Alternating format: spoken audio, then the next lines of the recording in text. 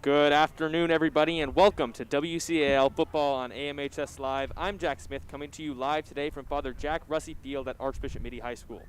Today's WCAL matchup pits the 0-2 Mitty Monarchs against the 1-2 Bellarmine Bells in their annual rivalry game and in the last game of Mitty's shortened season. Mitty comes into this game reeling after a tough 41-8 loss to the St. Francis Lancers right here on their home turf for Senior Day. The Monarchs will have to prove that they have the ability to put the loss behind them quickly and leave everything out on the field if they want to beat this Bells squad.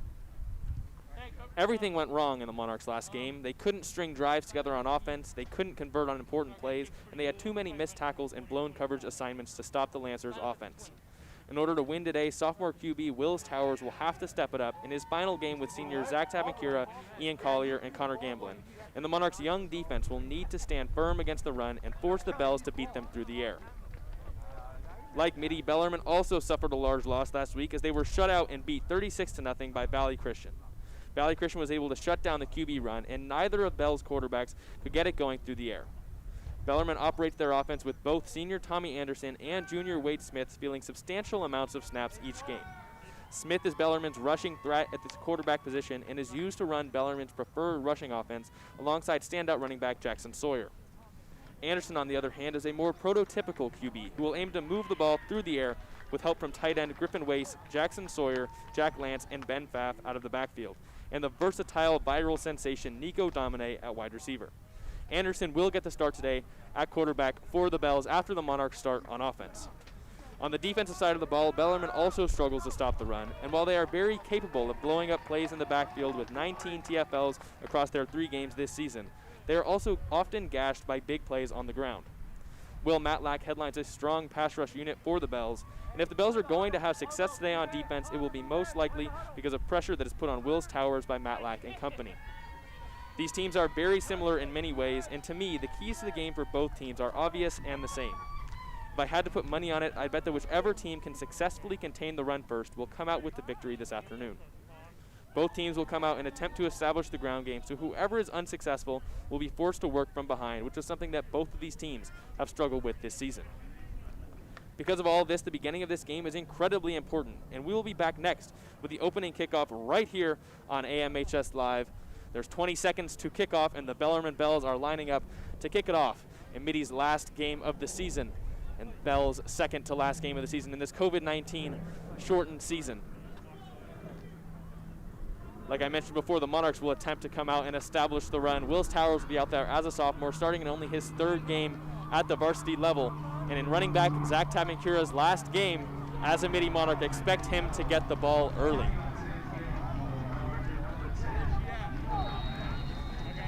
Nico Domine is set to kick it off for the Bellarmine Bells. He puts his foot into it, and it's a deep kick to number 13, Ian Collier. Catches it in the end zone for a touchback, which will bring the Mitty offense onto the field at the 20-yard line.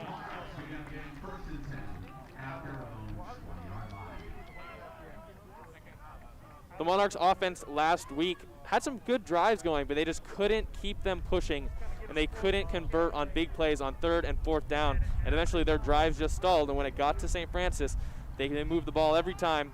They scored in the end zone, I believe, every time other than once. So for the Mitty offense, it is very important that they come out and they convert and they put a good drive together so they don't lose momentum and they don't lose the field position battle, which is one of the most important things in the game for them today.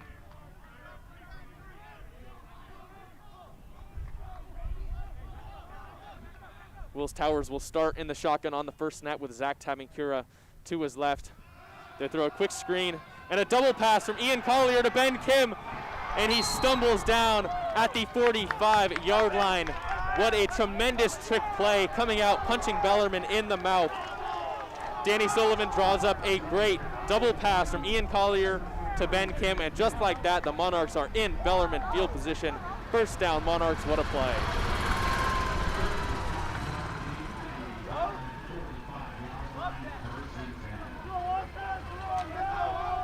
So I said they come out and establish the run, and Mitty must have known that Bellarmine was expecting the run.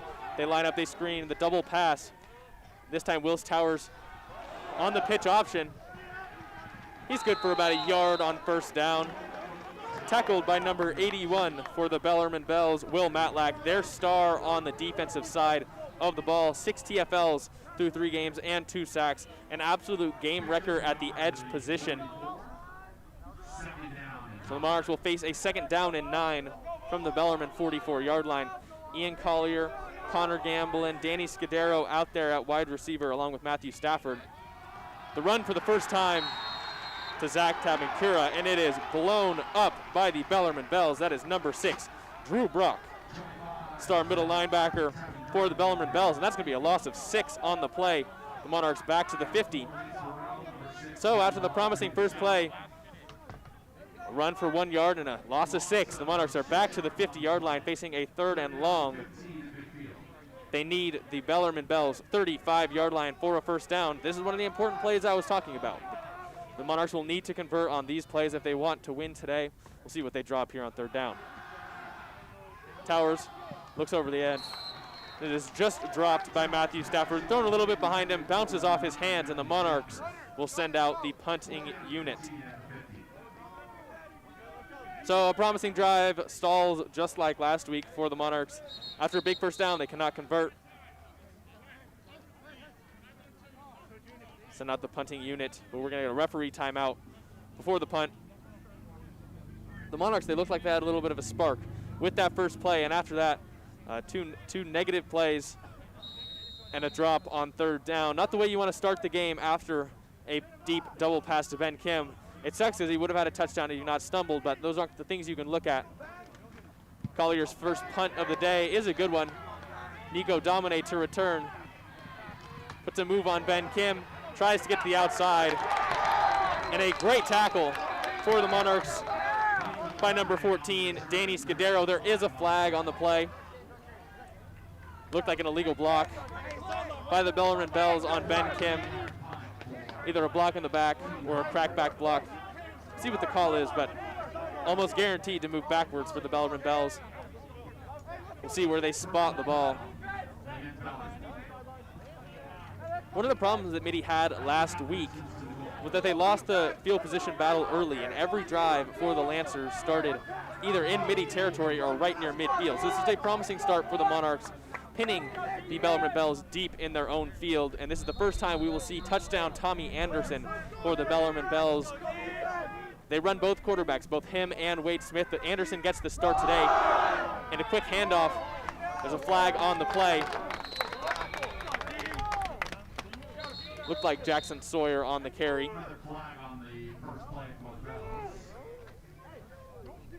Gained about 6 yards on first down. We will see what they call. And a hold sets the Bellarmine Bells back even further into their own territory. That was Jackson Sawyer on the carry for the Bells, their starting running back, who's had a pretty successful season so far. 20 carries for 78 yards and a touchdown in this short season so far. And after the hold, we'll have about 1st and 12 from the Bellarmine 3. So they better watch out, get out of the end zone. Handoff goes to Sawyer again. And it looks like he makes about the 5-yard line. Solid defensive stand for the Monarchs on that play, setting up about what looks to be 2nd and 10.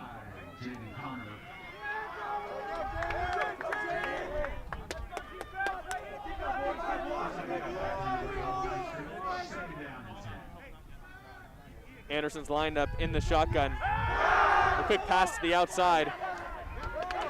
Completed to number 13, Thomas DiVittorio, but another great stand for the Monarchs. Just set up about a 3rd and medium.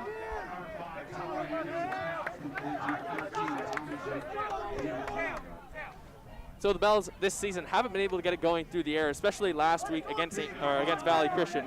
So starting this game with an easy completion for Tommy Anderson, trying to get those short passes to him to open up the deeper passes down the field. Looks like the way that they are trying to go, and it's a good way to ease your starting quarterback into this game against the Mitty defense. But in order for them to have success, they will need to run the ball at some point today. We'll see if we get that started if there's a first down here. Play action. Anderson goes over the middle and throws a pass, intercepted by Connor Gamblin at the outside linebacker position. Connor Gamblin, notice the route, stand right in the middle. Tommy Anderson just doesn't see him. Throws it into the wide receiver hands of Connor Gamblin. One of the perks of having two-way players.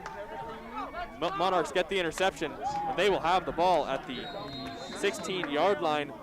Early in this game, we needed big plays from the Monarchs. Connor Gamblin comes out. He makes a big play on defense, and Mitty is loving it. They will send the offense back out there at the 16-yard line.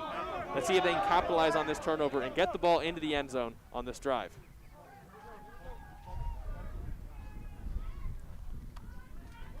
Wills Towers tried to snap count. Didn't quite work like it did against St. Francis last week. He does it again. Tamakura gets the handoff, and he is going to be brought down for a loss of 4 by number 52, Russell McKeever, the D tackle for the Bellarmine Bells. So 2 runs so far for the Monarchs, and both have gone backwards. Like I said in pregame, whichever team can establish the run first will have the upper hand in this game, and so far neither team has been able to do that. Monarchs need to get some positive yardage on second down to make a manageable third down. Tamakura stays out there, shifted over to Wills Towers' left. He takes a snap. He's looking into the corner of the end zone for Ian Collier, and it's just high and just to the left. We'll set up a 3rd down and 14 after the incompletion. There's 8 minutes left. We're just early in this game, and both teams gotten some good opportunities, and after the interception by Connor Gamblin, the Monarchs face a 3rd and long for the 2nd time in this game. Of course, this is a manageable field goal if they cannot get it here on 3rd down for kicker Gunnar Wydick. But the Monarchs would love to have 7 after a turnover that was gifted to them by the Bellarmine Bells. Towers takes the snap, and he's pressured, and Will Matlack brings him down for the sack out to the 22-yard line. So Matlack early in this game, him and McKeever getting a lot of pressure on Wills Towers. Matlack has a tackle for loss and a sack already early in this game. Like I said, he is a destroyer on the defensive side of the ball, and if he has a big game, it's going to be hard for the Monarchs to move the ball on this Bellarmine defense. The Monarchs will elect to send out their field goal unit. Kicker Gunnar Wydick, a senior, number 88, will take the kick.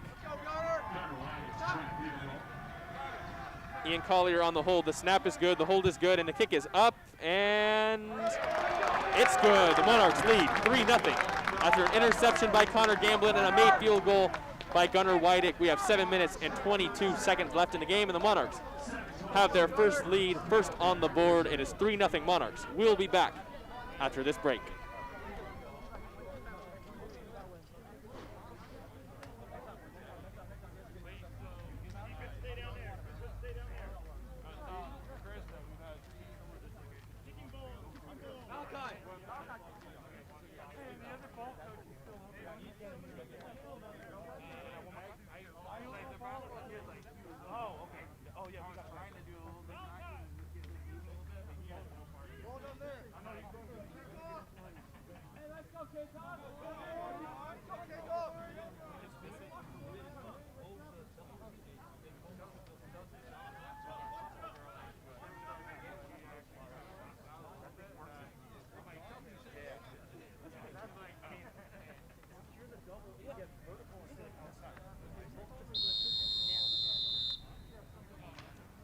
Welcome back to WCL football here on AMHS Live. After an interception and a quick stalled drive for the Monarchs, they hit the field goal to put them up 3-0. Gunnar Wydick, after the field goal, will go out to kick off for the first time in this game. Nico Domine is back deep for the Bells alongside Jackson Sawyer. Kick is a deep, booming kick out of the back of the end zone for Gunnar Wydick. A touchback for the Bells. They will start at the 20-yard line. So the first drive for the Bellarmine Bells, a couple of negative plays, and Tommy Anderson, who got the start today over Wade Smith, throws an errant pass. It didn't seem like he was able to read the defense very well because Connor Gamblin was standing right in the path of the throw. It was intercepted, returned for a couple yards, and the Bellarmine Bells are already down 3-0 in this game. We'll see if Anderson is back out there for this drive. They do send him back out after the interception. Maybe we'll see Wade Smith later in this game. But for now, Anderson has to prove himself, make some good decisions on this drive. The handoff goes to Jackson Sawyer for the Bellarmine Bells, and he has stopped after a gain of a couple yards. The Mitty defense had a tough time containing the run and containing just St. Francis's offense last week. So on their first drive, being able to get an interception, have a couple of good plays, it's a bit of a promising start for the Monarchs. They did install a new defense this week. They're running a 5-3 instead of their irregular 4-3 to combat the Bellarmine Bells' quick runs, and it pays off right there. Connor Gamblin, another big play on defense. A great tackle on the edge on Jackson Sawyer. Like I was saying, the Bellarmine Bells like to run a lot of outside zone. They run sweeps with their running backs, their receivers, their quarterbacks. So the Monarchs installed a new, speedier defensive front with 5 men on the defensive line and 3 linebackers, one of them being box safety Zach Tabankura, also at running back, and running with 1 safety deep, that's Kento Mita. You'll see Ian Collier a little bit less on defense this week, so he can be fully rested and full strength on offense. Austin Barbeau and Zach Webb, the linebackers, alongside Tabankura, and Cooper Graham was moved down to be that 5th man on the offensive line. Anderson takes the snap on 3rd and 10, looks to the other side, and he just throws it out of bounds, but there was a flag on the play.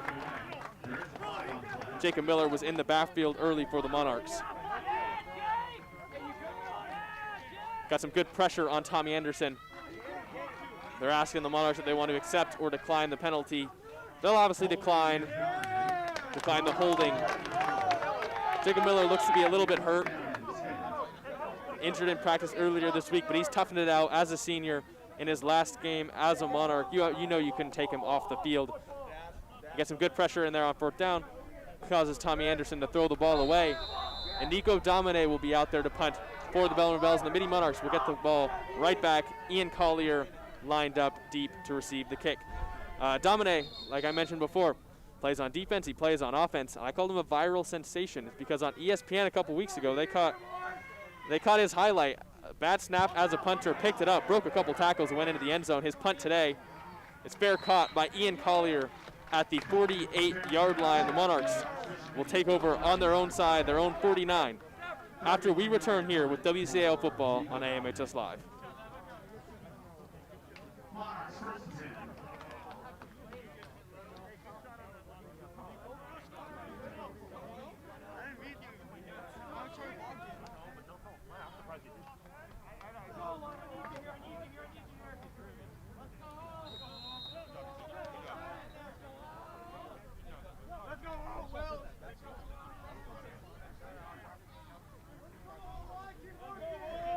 With just under 6 minutes left in this first quarter, the Monarchs are out for their 3rd drive on offense so far. Wills Towers throws the screen. That's caught by number 19 for the Monarchs, Nate Matherly, but he is tackled for a loss. So the Bellarmine Bells are doing a great job of stopping the short plays for the Monarchs thus far in this game. They only got gashed on that 1 deep pass from Collier to Ben Kim. The Bells know that the Monarchs need to establish the short passes and the short runs before they can make the big plays with Wills Towers in this game, and they're doing a great job staying underneath, blowing those plays up, and they force a 2nd and 11 for the Monarchs right here. Towers takes the snap. He hands off to Tabankura, and the Bellarmine Bells do a great job of stuffing up the lane to the left side. He's tackled. I think he just got back to the line of scrimmage.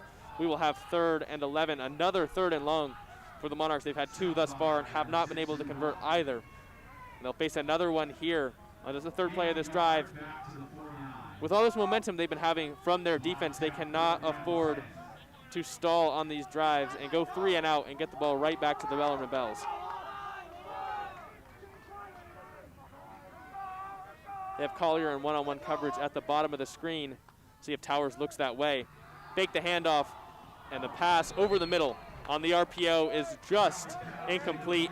Targeted for Connor Gamblin, but the pass falls incomplete over the middle of the field as Towers had pressure on his tail. And the Monarchs will be forced to punt. Ian Collier will line up for his 2nd punt of the day. So the Bellarmine Bells, after 2 quick turnovers from their offense, and after a good punt from Nico Domine, will get the ball back, and they will be able to set up on their own field after an Ian Collier punt and try and get the ball moving on their 3rd drive of the game. Domine fair catches at about the 12-yard line for the Bellarmine Bells, which is where they will start their 3rd drive on offense when we return on AMHS Live.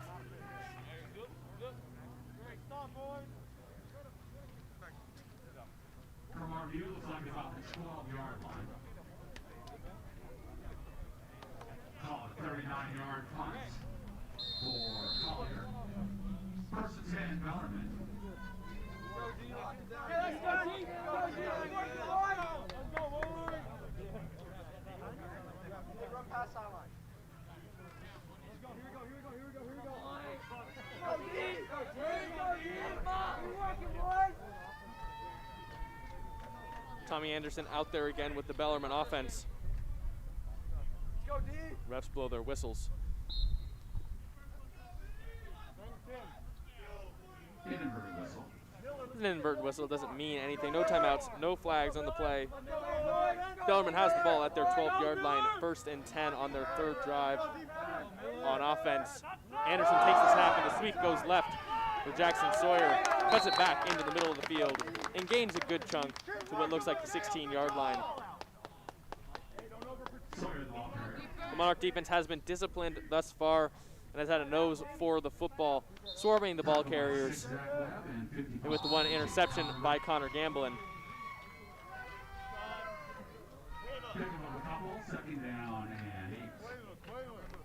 Jackson Sawyer checks out of the ball game, which will be the first time we'll get to see number 21 for the Bellarmine Bells. That's Jack Lance, the backup running back.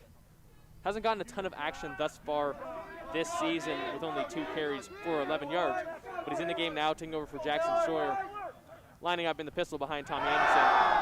After the play action, the throw goes outside to number 4 for the Bells. That's Reese Burrell, the fullback.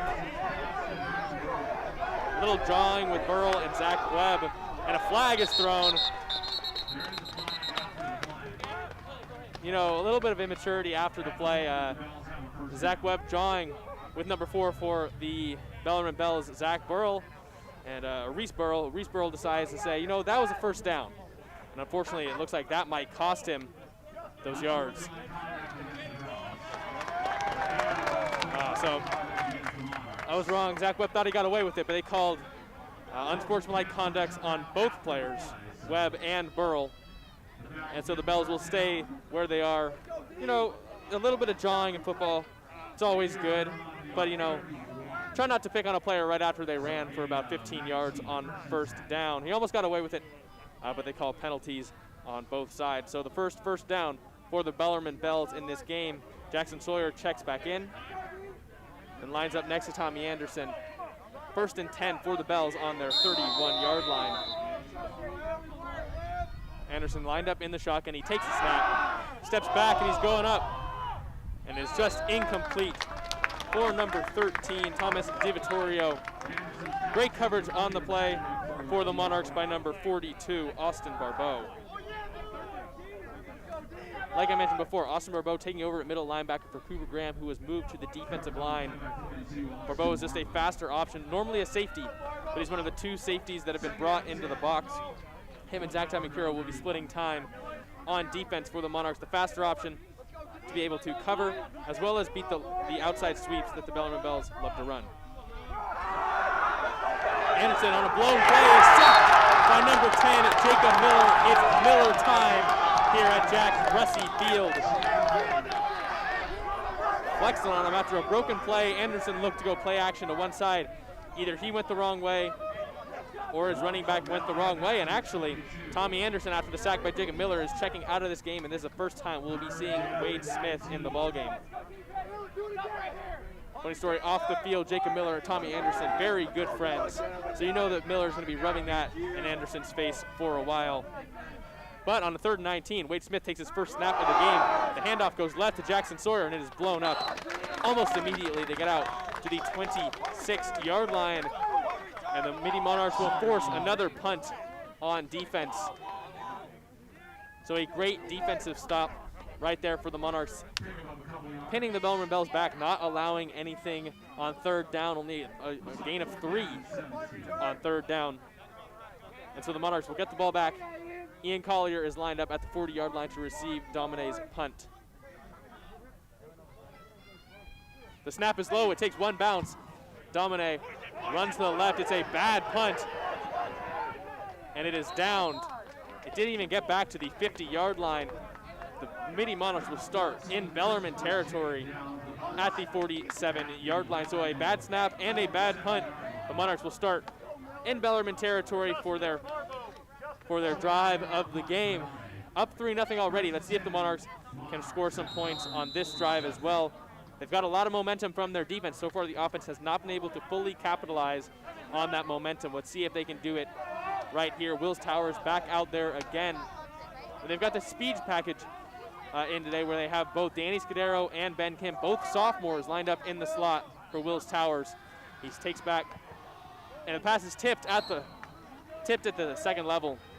And Danny Scudero tries to get it, tries to concentrate it in, but it just falls just short. A good pass breakup for the Bellarmine Bells on first down.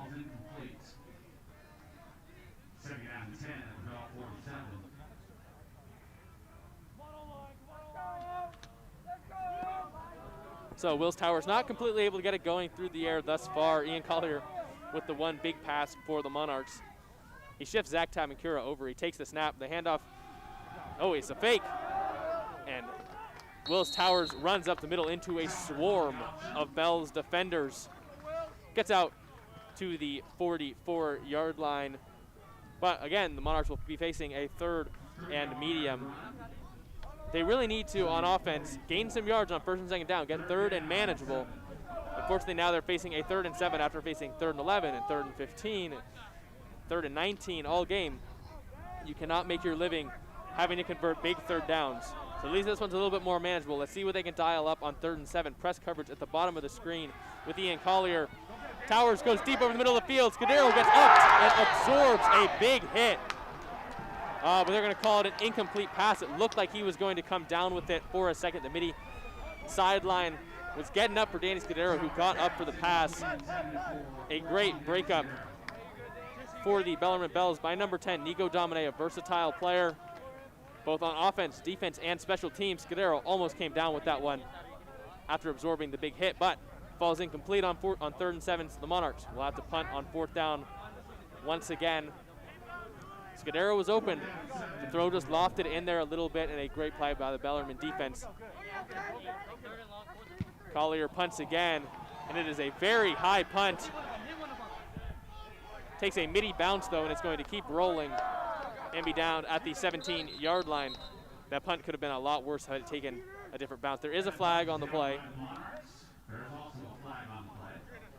We will see what the call is and which way the ball will be moving. But for now, the Bellarmine Bells would be taking over at their own 16-yard line on offense.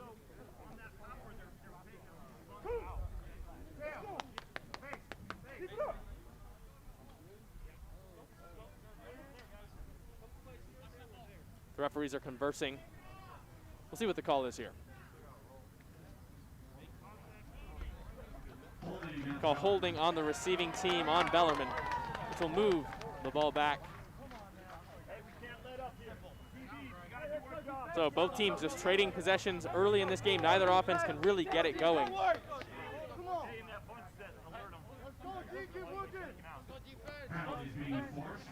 Ball being forced halfway to the end zone.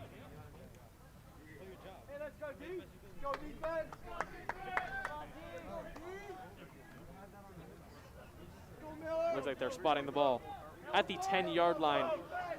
So the Bells will have 1st and 10 deep in their own field. Looks like Wade Smith is out there again at quarterback. He's on the sweep to the right side. Can he get the edge? No, Connor Gamblin and Zach Webb combine on the tackle. A decent gain on 1st down. This is what Wade Smith brings to the Bellarmine offense. He's more of that rushing threat, like I noted in pregame, while Tommy Anderson is the more prototypical passing quarterback. Expect this offense to be running a lot of sweeps with Wade Smith in at quarterback, with Jackson Sawyer, some of their receivers. Expect Domine to maybe get a couple carries. Right now it's Wade Smith and Sawyer in the backfield. This offense is a little bit more dangerous on the ground with Wade Smith in, because he adds that added threat. He takes another sweep to the left side, gets some good blocks, spins out of a tackle, and another one. And he is finally brought down by Zach Tamankura after a 1st down. Smith got out to the 25-yard line and converts Bellarmine's 2nd 1st down of the game with a gain of 8. So the chains will move. Smith's going to stay out there as the 1st quarter winds down. We'll see if they snap the ball again. About 15 seconds left in the 1st quarter. You can also expect them to try and draw the Monarchs offside before the clock runs out. Smith takes a snap. He's going to throw a screen. That's out to number 13, Thomas DiVittorio, with all the catches so far for the Bellarmine Bells, but a great tackle for the Monarchs by number 22, Tristan Lingao, a senior, and also his last game.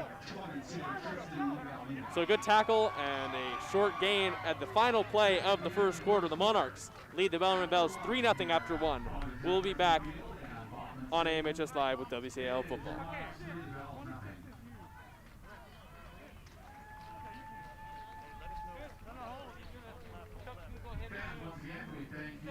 Appreciate your support and cooperation in following the rules today to allow us to bring you football here on campus on this beautiful afternoon. Please remember to continue wearing masks at all times, and also to socially distance from those not in your immediate household.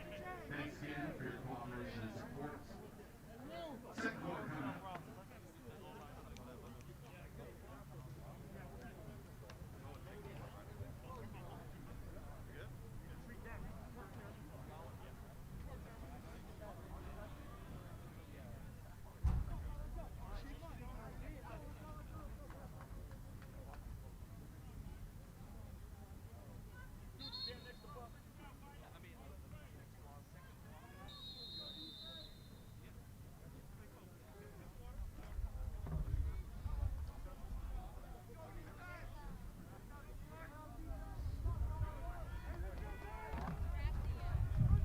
So we flip the field for 2nd and 9. Wade Smith out with Jackson Sawyer in the pistol. The Monarchs defense has been fierce thus far. Let's see if the Bellarmine Bells can draw anything up as the quarter switches. Pressure by number 11 for the Monarchs. That's Dom Bocabella playing on a snap count today, but a big play on 2nd and 9 brings down Wade Smith with the sack. Bocabella was out last week with an ankle injury, and he's on this week. He's going to be playing mostly defense. He's on a snap count. A very promising junior for the Monarchs. With a sack on 2nd down and 9. And a sack of 11 yards, too. So the Bellarmine Bells will be facing a long 3rd and 20. They have not been able to move the ball in this game. This time, Wade Smith will have to take a snap and look to throw. Runs out wide, and he finds number 11 underneath for the Bells.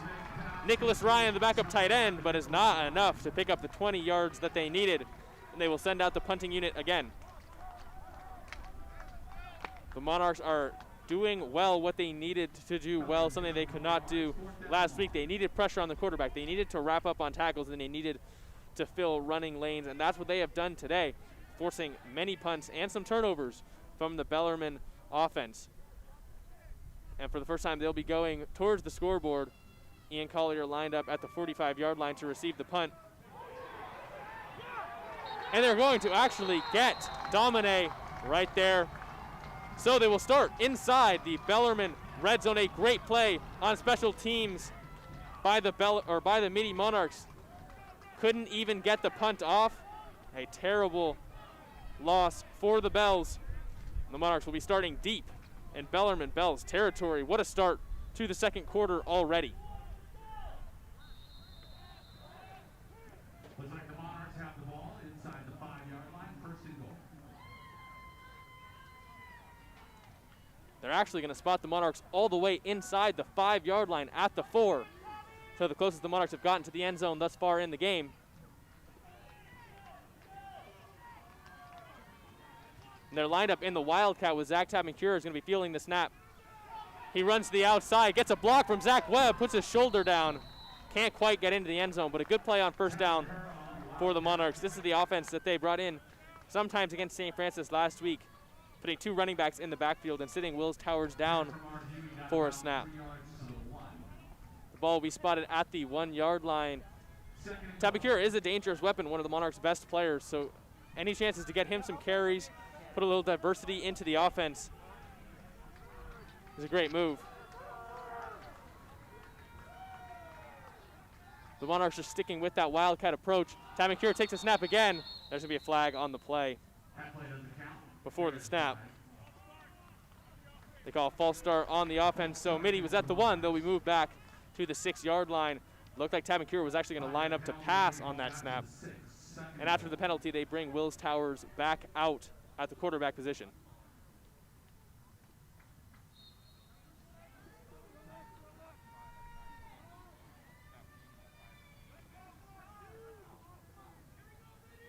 Towers looking to the sideline to get his snap. From the 6-yard line, the Monarchs need to take this opportunity and punch the ball into the end zone. Towers takes the snap.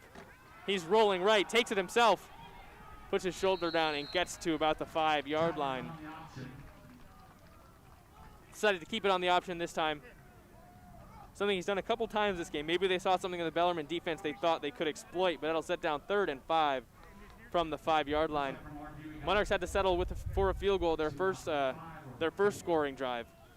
This drive, let's see if they can punch it into the end zone, put themselves up by 2 scores.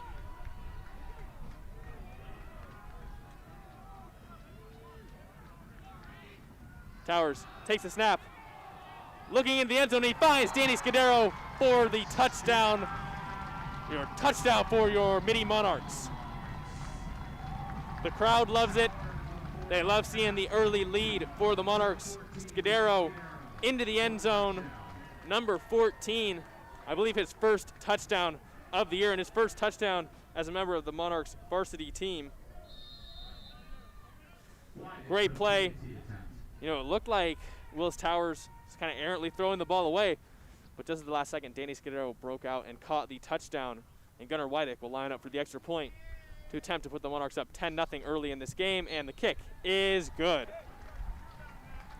So after a miscue on special teams for the Bells, the Monarchs are able to capitalize with a touchdown, and they are up 10-0. We'll be back when the Bellarmine Bells come back out on offense. You are watching WCAL football on AMHS Live.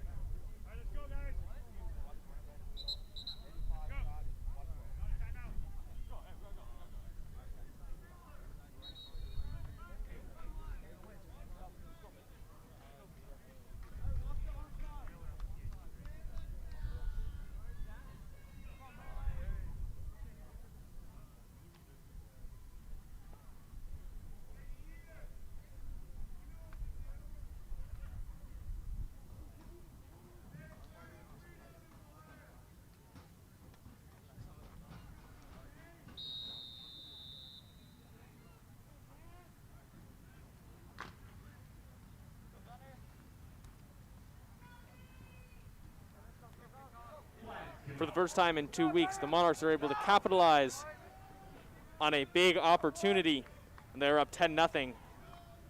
Early in this game, 9:43 left in the second quarter, and Gunnar Wydick lining to kick off again.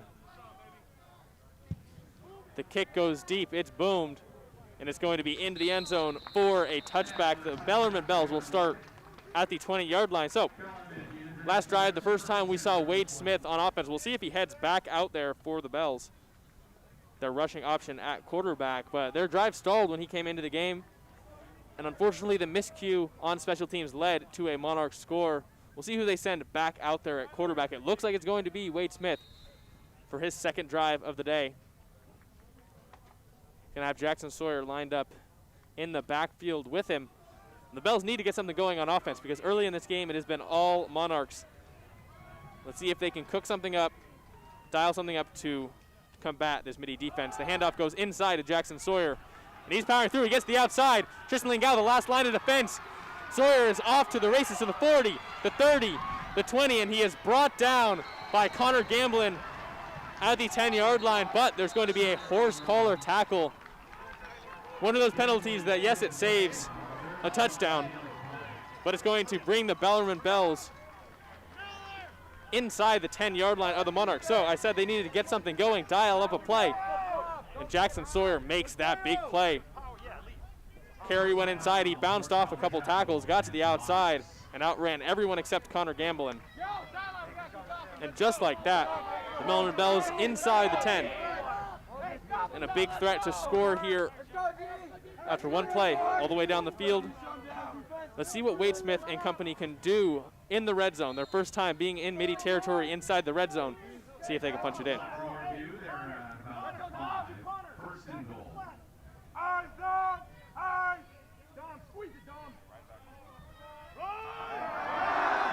Smith back deep. Breaks off a couple tackles. He's run to the outside. Jukes inside. But he cannot get around Zach Tabancura. It looked like they could have brought him down for a sack in the backfield. But he kept on his feet. His elusiveness was able to keep him up. It's a threat he brings as the quarterback of this Bellarmine Bells offense. And he gets the ball to the 4-yard line where the Bells will face second and goal. Monarchs defense need to stand strong. After their offense gets a touchdown, they can stand strong, force at least a field goal attempt. That'll be a win for the defense after the big gain by Jackson Sawyer on the first play of this drive. Smith takes a snap. Handoff goes to Jackson Sawyer to the outside, and the Monarchs bring him down. Looked like Don Bocabella on the tackle, along with a couple other Mitty defenders. It'll bring up third down and goal.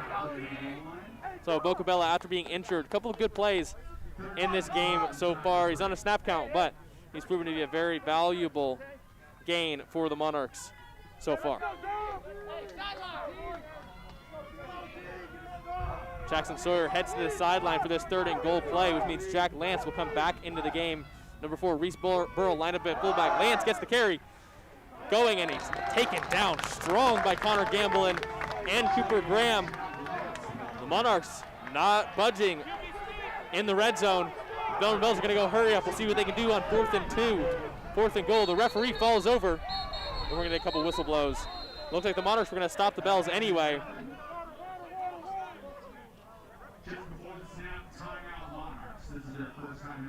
Mitty called a timeout before Bellarmine could get the snap off.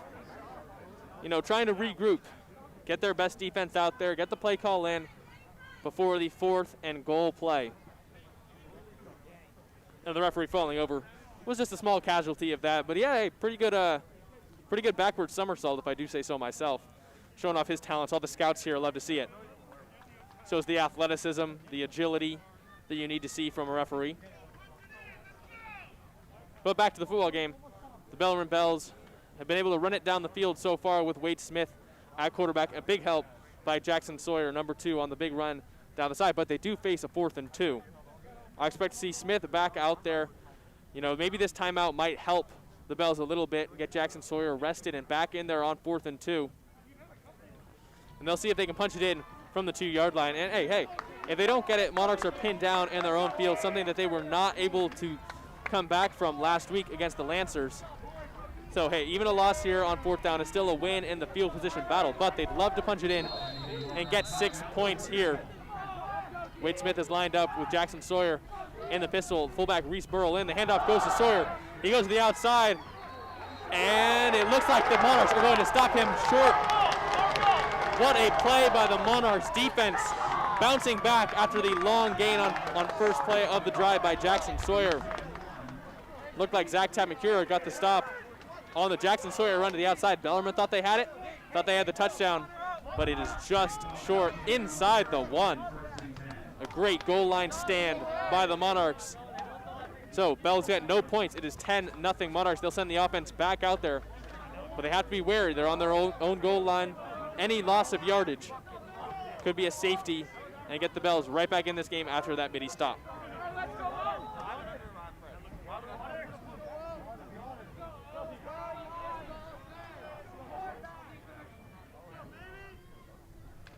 Towers trying to draw the Bellarmine Bells off sides, got the Monarchs off their line. He was able to do that successfully against the Lancers this week. Maybe a thing in practice they talked about for the Bells, don't get drawn off sides. Steps back in the shotgun, throwing outside, throws it up. Intercepted by the Bells.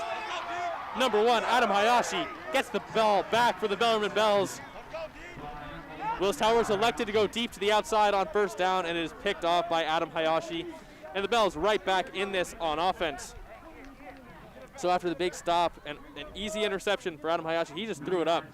Willis Towers just threw it up, trying to get the ball. Looks like to Ian Collier on the outside, but Hayashi standing right there. Great coverage, high point to the football, and comes down with the interception. At the 20-yard line, the Bellarmine Bells will send out their offensive unit again. We'll see which quarterback they go with. Wade Smith looks to be the choice. Back out there, he's done a promising drive.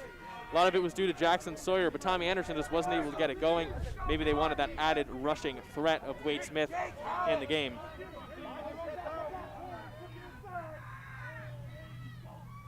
Smith takes a snap, he's rolling right, cuts inside, he's got a lane, breaks through one tackle, he cannot evade Connor Gamblin, but he gets it inside the 10-yard line. Looks like to about the 8. That's the added threat that Wade Smith brings to the game that Tommy Anderson just doesn't. With the elusiveness, the agility, the speed, the rushing ability, the ball carrier vision, brings an added effect to that rushing game. He comes up with a limp, but they're going to keep him out there. The Bells are at the 7-yard line. Weren't able to punch it in just a couple seconds ago, but they'll get another choice here inside the 10-yard line. Smith takes a snap. Handoff goes left side to Jackson Sawyer, and he powers his way into the end zone for a Bellarmine touchdown. So after a loss, the last time they were in the red zone and a turnover on downs, the Bells come back quickly. An interception and a couple rushes into the end zone. It is 10-6 pending the extra point from Nico Domine. The Bells with the response. Unfortunately, we'll head to break. It looks like quarterback Wade Smith might be injured. We'll be back with the extra point here on AMHS Live. Hey, can we get water to him? Injury timeout. Looks like Wade Smith being assisted for Bellarmine.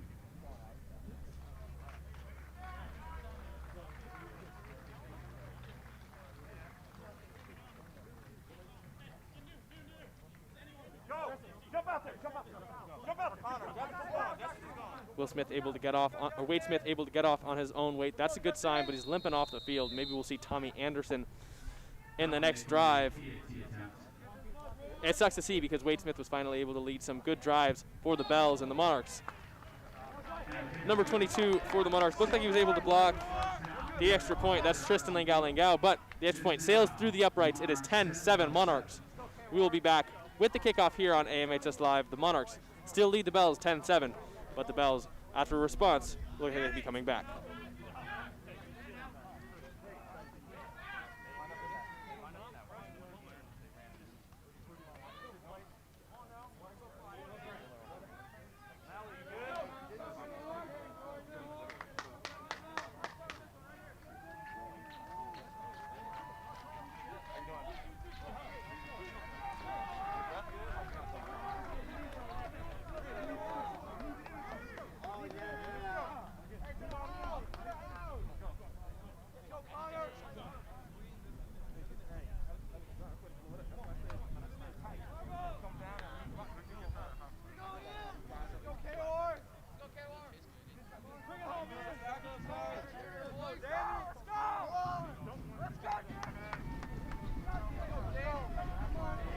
The Monarchs still leading 10-7 are setting up to receive the second quarter kickoff from the Bellarmine Bells. There's 6 minutes and 54 seconds left in the quarter. Tommy Anderson, the quarterback for the Bells, is warming up on the sideline. You know, hopefully Wade Smith isn't injured too badly. He can come back and return in this game, but as of right now, it looks like Tommy Anderson set to come in the next time the Bells have the ball. Kickoff on a bounce is picked up by Ian Collier, a swarm of defenders. He's able to get back to at least the 10-yard line, but a miscue on the kickoff. A low kickoff takes an upwards bounce, and Collier just can't field the kick. The Monarchs will take over at the 10-yard line. And yes, they have 10 points on the scoreboard, but the offense has not been impressing early. They haven't been able to move the ball. 2 times they've scored have been after turnovers inside the Bells' red zone. So they've been able to capitalize on those opportunities, but they've yet to put together a full drive. On the first drive, they were able to get the long pass from Collier to Kim, but they haven't been able to move the ball much other than that. Let's see if this drive they can come out, move the ball, run the ball a little bit, get some completions in. We'll see if Wills Towers can bounce back after throwing the interception to Adam Hayashi on the last drive. Towers takes the snap. The handoff goes to Tamakura along the outside, but it is shut down by the Bells. Adam Hayashi on the tackle. Tried to strip, but Tamakura too strong with the football. He's able to hold it. Looks like he got back to the line of scrimmage. They might actually say he lost a couple yards on the play. Looks like they've spotted him at about the 9. Second down and 11. So other than the big play the Monarchs had early, a lot of their plays have gone backwards, especially their runs to Tamakura. They got to get the offense going if they want to win this game as the time keeps moving on. Towers steps back deep in the shotgun, looks over the middle to Danny Scudero, but the pass falls incomplete. Good coverage on the play by number 25 for the Bells, Philip Miller.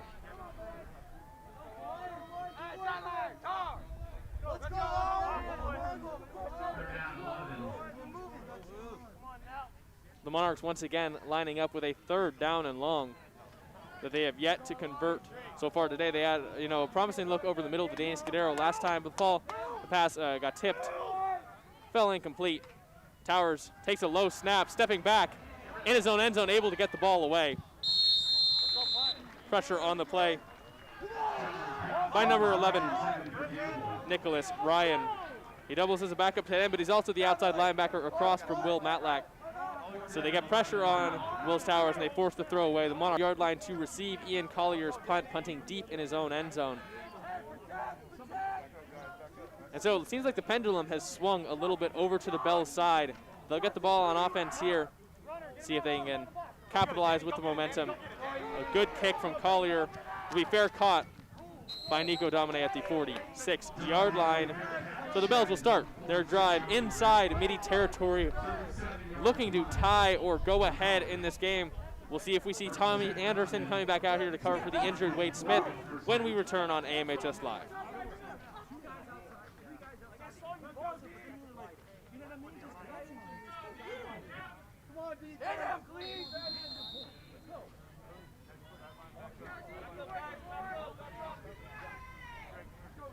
Come on, sideline, stay with me, let's go, come on, come on. Let's go, boys. Let's go, defense. You're blind, boys. Let's go. Come on, defense.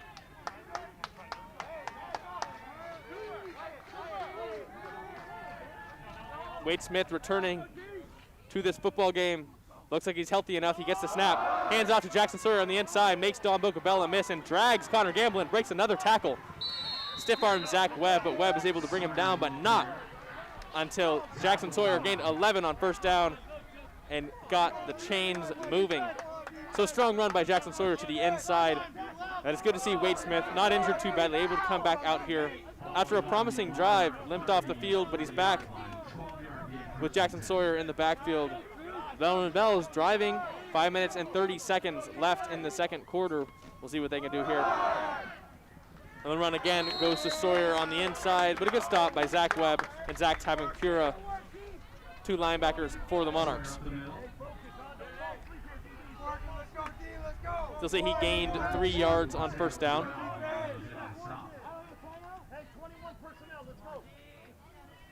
So the Bells will face a 2nd and 7. The Monarchs' new defense has been working so far, but the last drive, as well as this one, the Bellarmine Bells have been able to move the ball just a little bit more. Smith, back deep, looks, and it's just over the head of Zach Tabancura, completed to the fullback, Reese Burrell. A big hit by the Monarchs on the sideline, but again, another 1st down for the Bells. They look to have this offense going a little bit more. The run is setting up the pass, setting up the sweeps to the outside, and they're able to move the ball a little bit more inside the red zone once again. So 3 drives in a row, the Bellarmine Bells have been able to get the ball into the Monarchs red zone. Still down 10-7 with 4 minutes and 50 seconds left in the second quarter, but threatening to take the lead or at least tie the game here. Smith takes a snap, misdirection, handoff goes to Sawyer. Pushes through the pile to gain a couple yards on 1st down.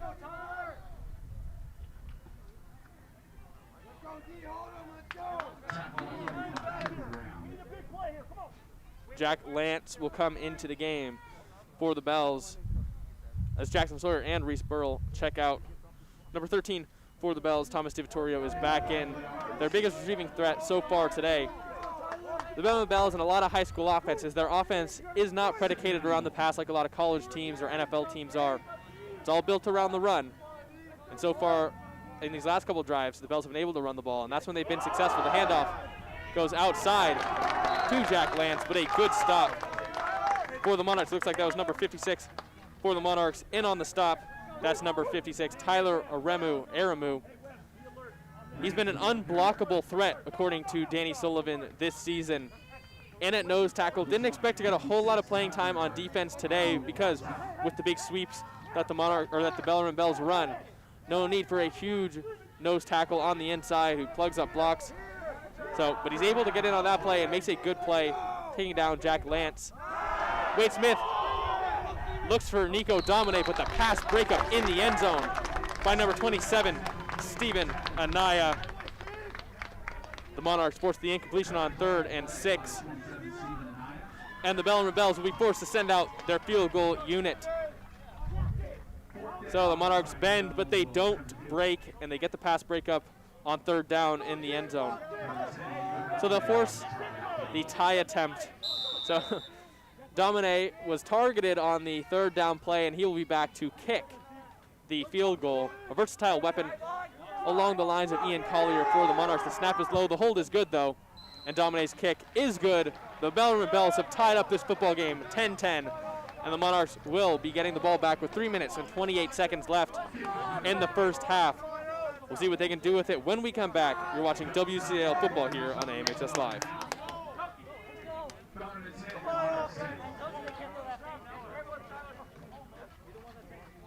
Come on, O. Field goal good for Domine from about 24 yards.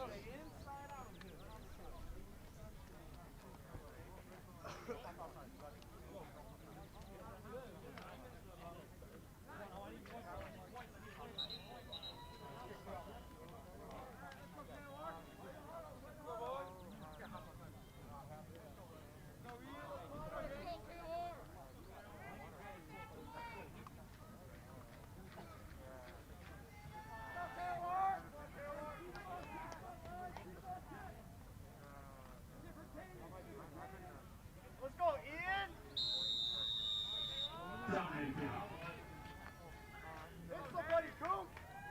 With the game tied at 10, Nico Domine runs up, kicks it off. A short kickoff that Danny Scudero will let bounce. And wow, another special teams miscue for the Monarchs. Danny Scudero let the ball bounce in front of him and never picked it up. We'll see what the referees are going to rule. The Bellarmine Bells think it is their football as they picked it up. Danny Scudero looked like he was trying to let the ball bounce out of bounds, but it bounced straight up. I think he thinks it went out of bounds. The referees will confer. But you see that very often. A kick that's short, it bounces and it bounces out of bounds. The returner lets it go. But this time the ball bounced straight up, and the Scudero is a sophomore, didn't have the wherewithal to pick it up. And the Bellarmine Bells pounce on the football, and they think they had it. But it looks like that's not what the call will be. It looks like they're going to call a kick out of bounds.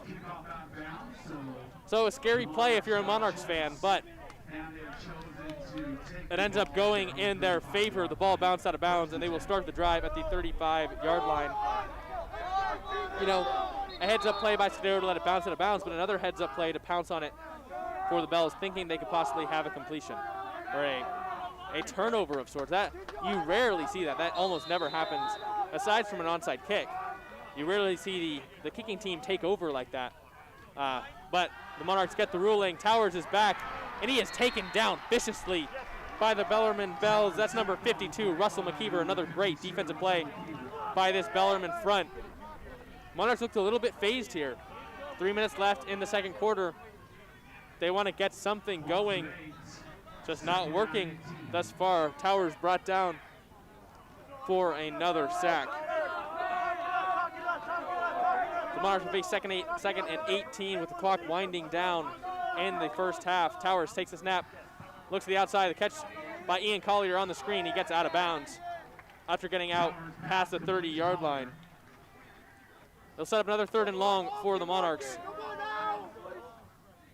And, you know, we might be having a situation where the Bellarmine Bells could be getting the ball back before the half is over.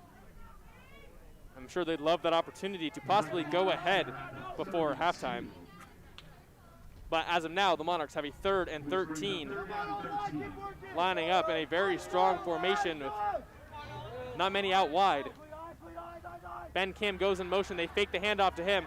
The screen goes to Zach Tabancura, and a strong strong tackle for the Bellarmine Bells by number 11, Nicholas Ryan, at the outside linebacker position, stopping Zach Tabancura in his tracks, bringing him down in the open field, which is a tough thing to do, even for one of the stronger defensive players in the WCAL.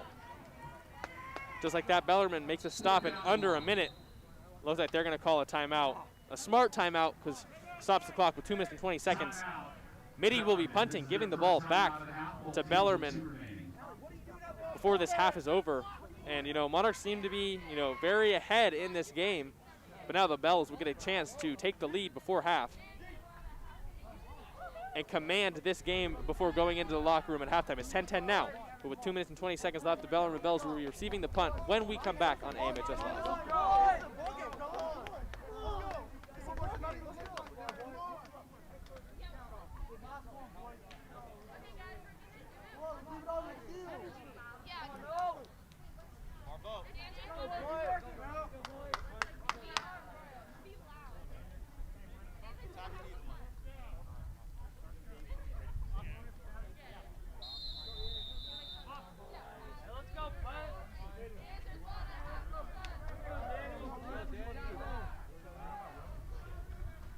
Ian Collier back to punt for the Monarchs. I guess it's a good kick. Nico Domine is going to field it coming up.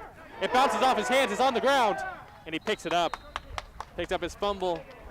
The dropped kick at the 30-yard line. An opportunity for the Monarchs, but Domine fell on it. There's a flag on the play. We'll see what the call is. Jacob Miller, number 10, talking with the referee. Bellarmine thinks it is a penalty on the Monarchs.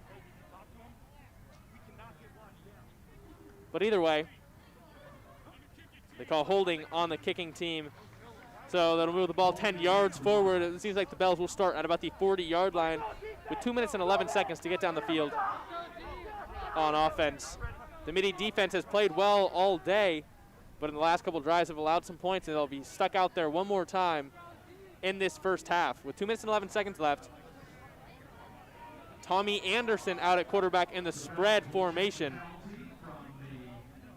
We haven't seen him since the first couple drives because Wade Smith has been leading an effective offense, but now that the Bells are forced to throw the ball as the clock winds down, he's out there, 5-wide formation. One name we haven't called yet today is Griffin Wace, the star tight end, 6'6", guarded in man coverage right here by Connor Gamblin, but Anderson's firm pass goes to the outside, caught by number 10, Nico Domine. He gets out of bounds, or he doesn't get out of bounds. The clock will continue to run. Anderson, they bring in Jackson Sawyer, but with under 2 minutes left, the Bellarmine Bells 55 yards from the end zone. Attempting to move the ball down the field on the Monarchs. Anderson takes a quick snap, steps back, looks over the middle of the field. Targeted was Griffin Wace, who I mentioned earlier, but good coverage on the play by number 6, Zachary Webb. Made sure after the first quarter, Reese Burrell got a hand in his face telling them they had a first down. So this time, as you would, gets in the Bell's face and tells them it's an incomplete pass. 1 minute, 40 seconds left in this half. After the incompletion, the Bells face 3rd and 6. Anderson steps back, looking deep. He has Domine, but it is just out of his outstretched hand. Pass falls incomplete, and the Bells forced with a tough decision. And it looks like they're going to send the punting unit out. So now the Monarchs are the team with another chance before the end of this first half. Ian Collier will be back deep to receive Domine's punt.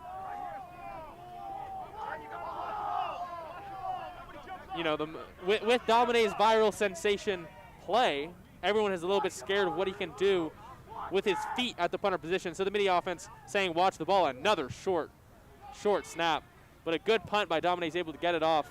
And the ball is going to roll and roll and roll and stop at the 10-yard line for the Monarchs. So 90 yards away from the end zone, but 1 minute and 26 seconds left in the first half. Do the Monarchs have enough in them to get it down the field and score again before halftime? We'll find out when we come back on AMHS Live. From our view, looks like the Monarch 8.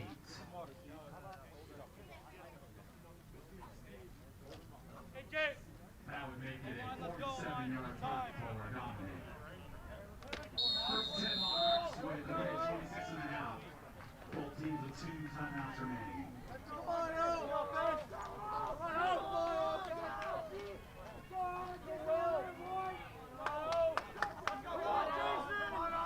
Wills Towers and company back out there on the field for the Monarchs with 1 minute and 26 seconds left in the game. The handoff goes out wide to Zach Tamakura. Tries to get the outside. Is be tackled for a loss. Clock will run.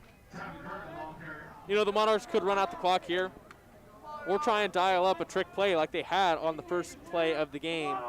But as the clock's winding down, becoming less and less likely that they will score on this drive before halftime.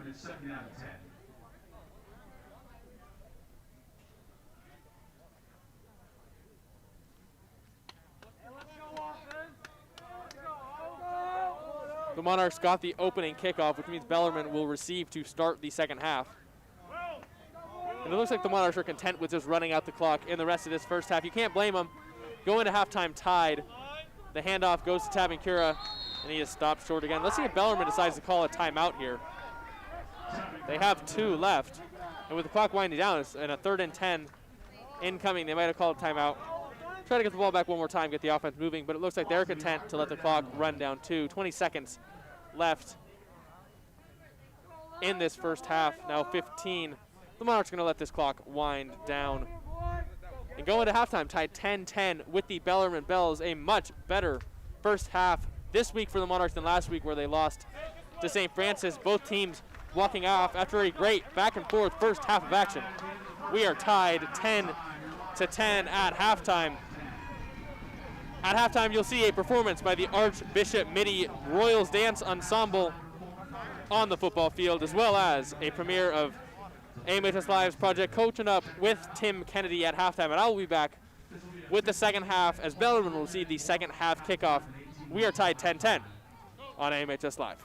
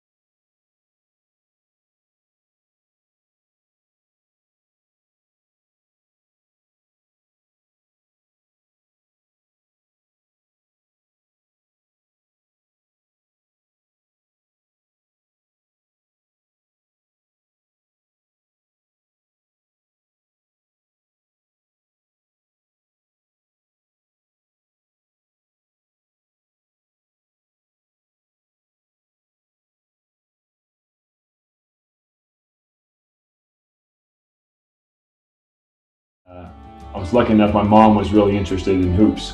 She played hoops in high school, and she was really into it. The one thing that really stands out with my mom is she would always rebound for me. I would read things about players that worked out at different times and trying to get better, and I ate those stories up, so I wanted to be like that, of course. So I would have 6 a.m. workouts outside in front of my house, and my mom's sitting in there rebounding for me. So I had great memories of just shooting in front of the house at 6 a.m., probably making the neighbors crazy. That was a huge influence on my journey. Thanks to work ethic and motherly help, Kennedy began to see success and recognition in the form of a college scholarship and a contract overseas, but he always made sure to stay grounded. I don't know how to, you're ecstatic, I think that's the best word to explain that. Just knowing that hard work paid off, but then coming to the realization that there's always another mountain to climb and always a chance to get better, and just like in everything you do in life. So when you reflect on it for a little bit, you enjoy it, but also knowing that, hey, we're continuing this process to get better.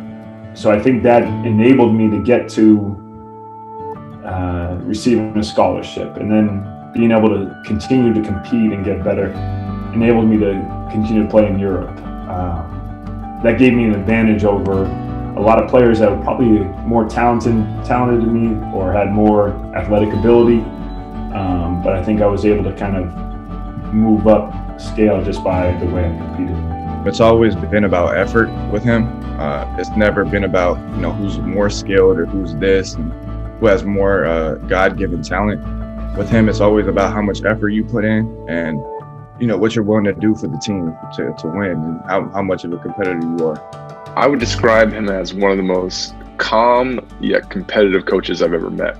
He has a very even keel about him in terms of his emotional responses to things that are happening. He doesn't try to dwell on things that happened in the past or worry too much in the future. He's always living in that present moment, trying to really focus and compete in the present. And just as a player, watching him grow up, competing with him as a younger brother, and then seeing him as a coach, he wants to win, obviously, but more than win, he just wants to be the best version of himself, and he wants players to be the best version of themselves, and that's kind of his understanding of what it means to be competitive. So that's what he preaches every day, and I think he lives it, and I think guys buy in because of not only what he says, but because of how he does it too.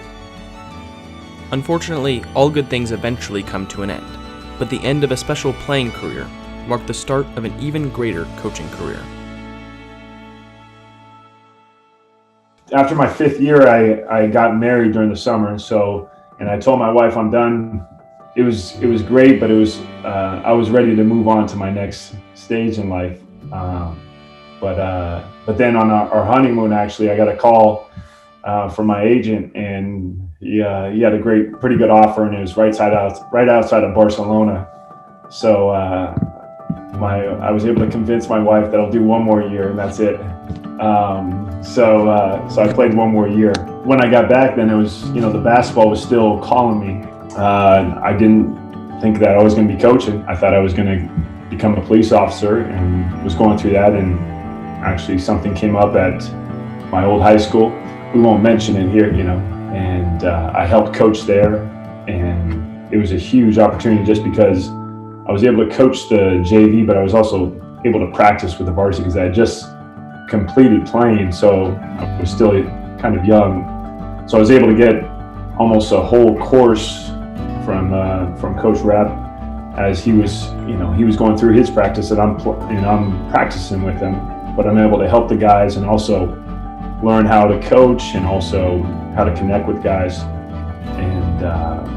And from there, there was a teaching spot that came open, and then 13 years ago, I got the Archbishop Mitty job.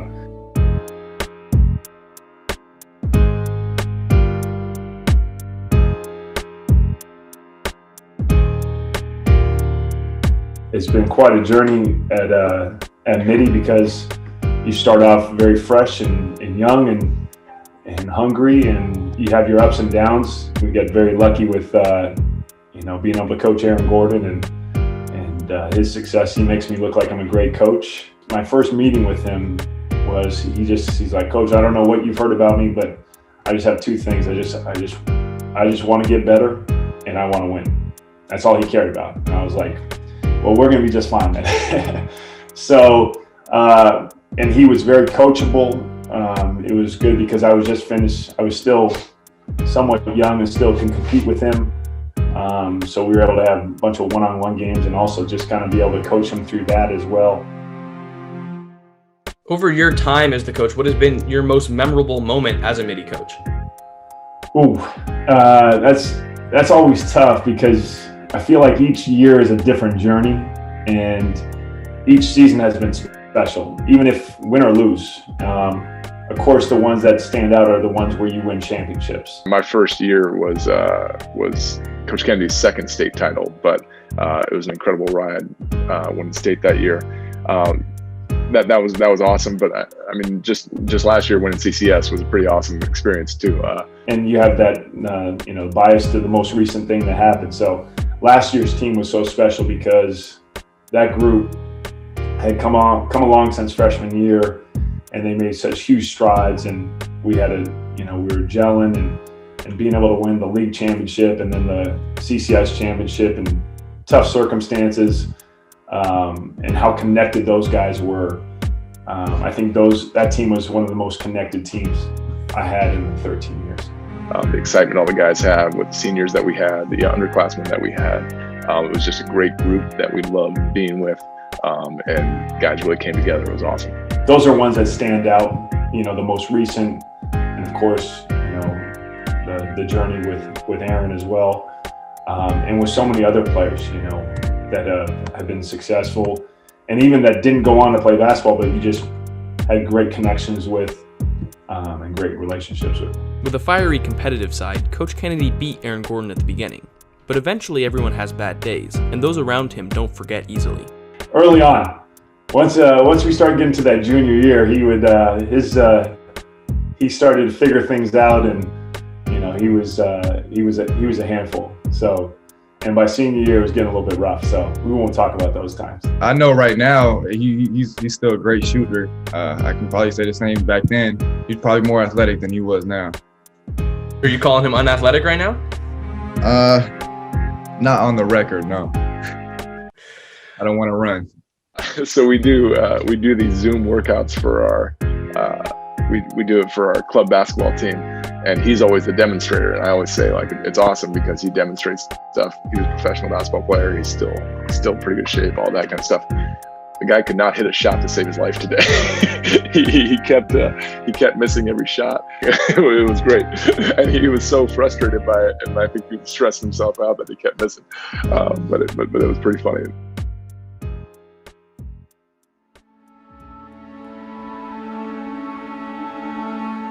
He's always been there for me. I got injured my sophomore year, and he was the first one to come pick up the phone, come to my house, visit me, give me tips and advice about how to recover. Overall, he's just a great guy.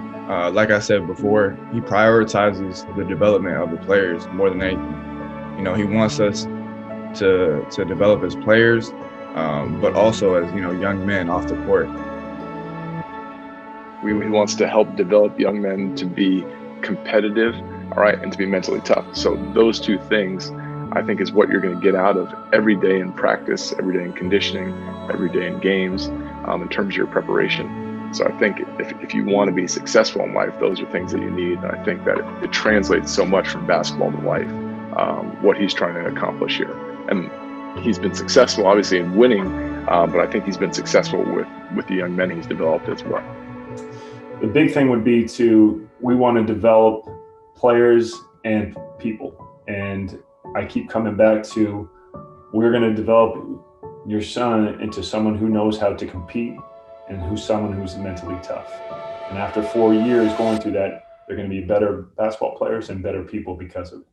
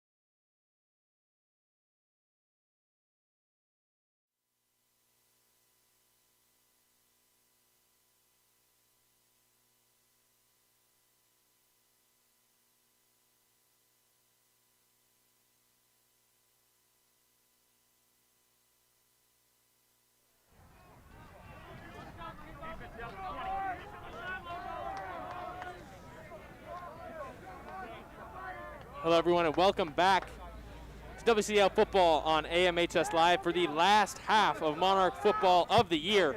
Gunnar White, it kicks off this last half.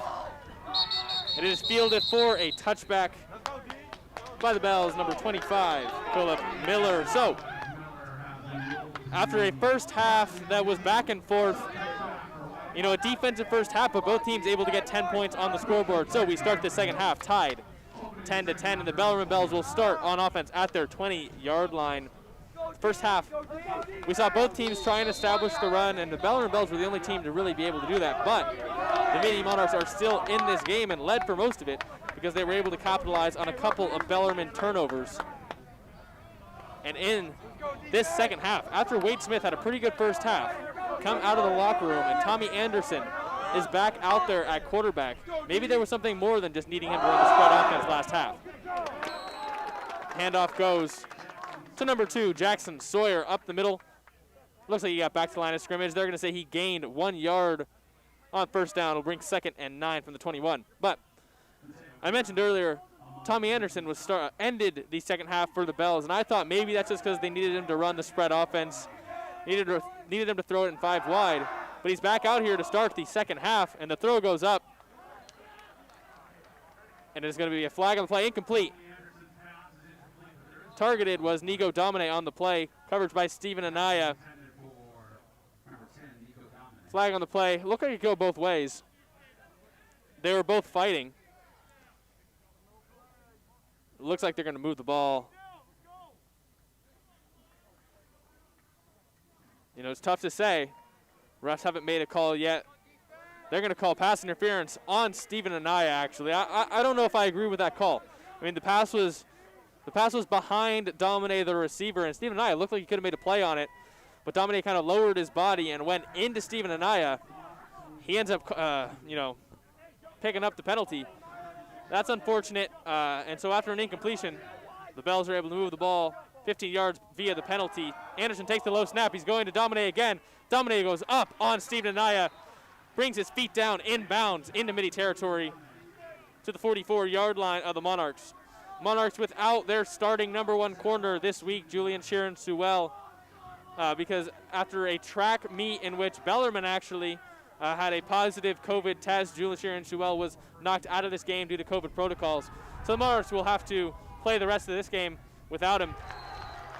Great play by the second corner that I mentioned earlier today, Tristan Lingao on Griffin Waste, a 6'6" tight end. Just a little bit taller than Tristan Lingao, but he goes up, knocks down the pass. But it's unfortunate the Monarchs will be playing without Sewell today. They'll have to make it work without their number 1 corner, a junior with a lot of potential coming into next year, one of the leaders on this defense. Not able to play in this last game, but he'll be here for another year. The run goes to Jackson Sawyer on 2nd down, and he stopped for a yard, but I'm expecting to see a face mask call. Number 32 for the Monarchs, Mateo Corral, subbing in at nose tackle today. Looks like he got in there. Oh, I was expecting a face mask on him. Maybe that was one the refs missed. But they're going to call a penalty on the Bellarmine Bells to knock them back. The 10-yard penalty brings the ball back to the Bellarmine 45-yard line. They cross over the midfield line. So we'll get a 2nd and 21 attempt here. But the corners for the Monarchs have been playing well in this game, even with Sewell out. Tristan Lingao's had a couple of good plays, and Stephen Anaya had the pass breakup in the end zone. Just got caught over on that one play. But he's had a very good game thus far. A couple bad plays, a couple good plays by the Bells. And a throw goes out to Jackson Sawyer, who gets a couple of those penalty yardage back, but I'm expecting a roughing the passer on number 6, Zach Webb, which will give the Bellarmine Bells an automatic first down and move the ball, making up for the penalty that the Bells just had. So an interesting start to the half so far. Penalties for both teams, ball moving back and forth. But the Bells will get the ball back in Mitty territory after the unnecessary penalty by Zach Webb.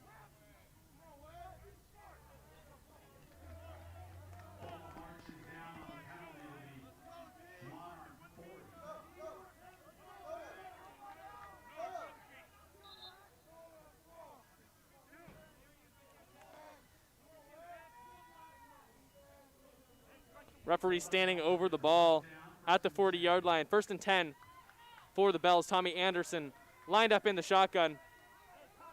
Jackson Sawyer behind him. The quick handoff goes to Sawyer. Jacob Miller grabs him right after a gain of 1. Jacob Miller with a big play. Had a sack in the first quarter on Tommy Anderson, and a good tackle here, stopping Jackson Sawyer for just a gain of 1 on 1st down.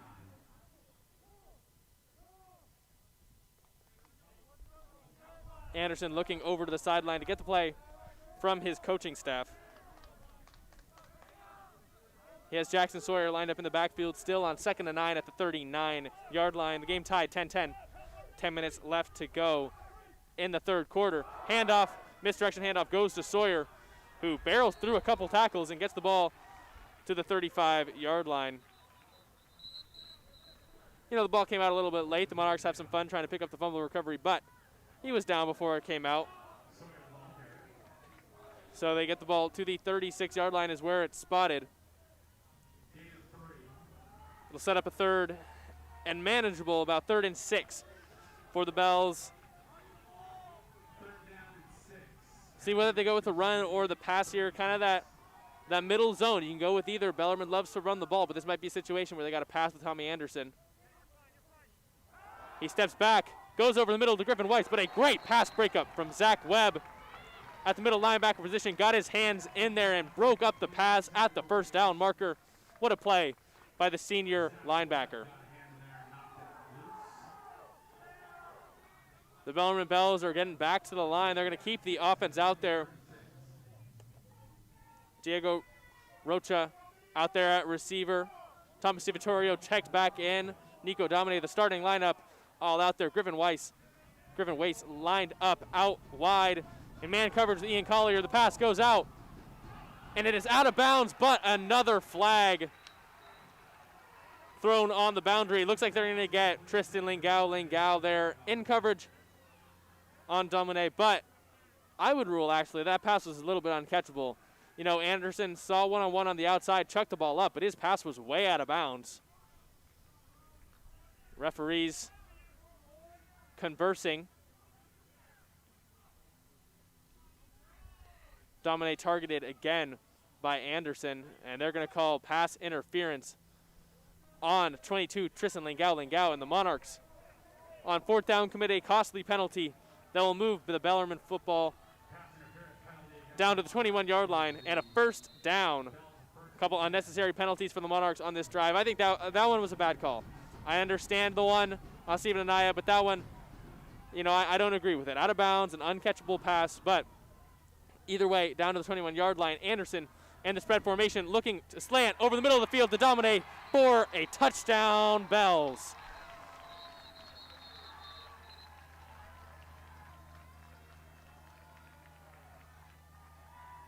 Domine breaking over the middle of the field. Oh, before the touchdown. Bellarmine doesn't know it yet. Illegal formation against Bellarmine. So touchdown will come off of the board. So, you know, football give it, the football take it away.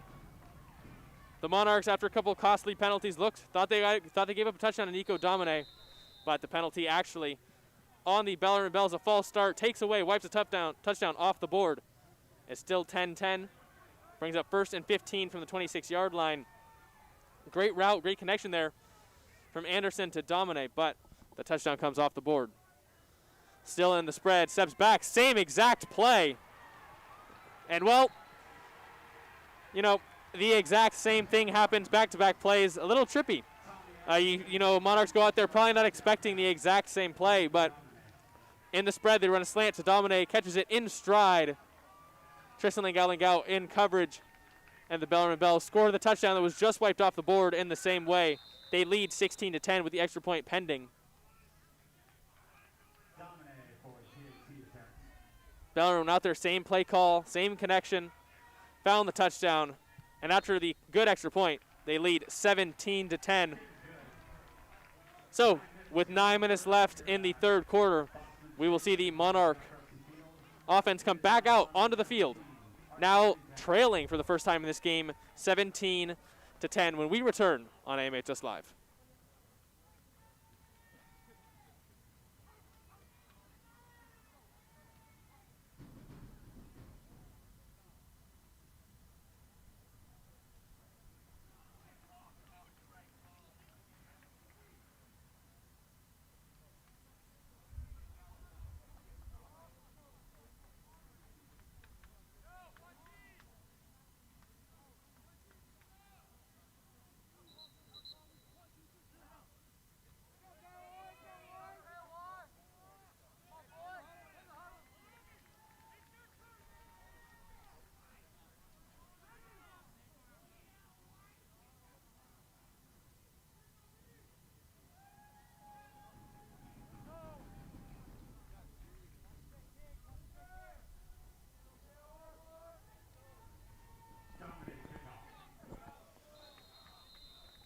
Nico Domine, after the touchdown catch and the extra point, is back to kick off for the Bells. His last 2 kickoffs have been weird and caused some miscues on Bellarmine special teams. But Ian Collier fields the normal kick this time, and he's taking it out across the 30-yard line to about the 31. Number 21, Jack Lance, and number 20, Tyler Martins in on the tackle on special teams. Good kick from Domine. The Monarchs will start at the 27-yard line is where the ball is spotted. Wills Towers and company will come out for the first time in this second half, trailing 17-10. And in the first half, we're not able to get the ball moving very well. They were able to capitalize on a couple turnovers, but weren't able to complete a full drive the length of the field. They come out in the second half trailing for the first time, so a little bit more urgency in these drives. The handoff goes to Tabankura on the outside, but he is swiftly brought down by Drew Brock for a loss of a sizable amount on first down. Brock, a senior tight end and linebacker, makes a great play on first down for the Bellarmine Bells defense. They'll set the Monarchs back, and they'll be facing a long second down. The Monarchs got to try and stay out of these long distance scenarios. Their offense is not built to convert on long plays. It's 2nd and 17 from the 20 as the clock hits about 8 minutes and 15 seconds left in this third quarter. Towers takes the snap. He's looking deep. Ian Collier's there, and it bounces off his hands at about midfield. He is not happy.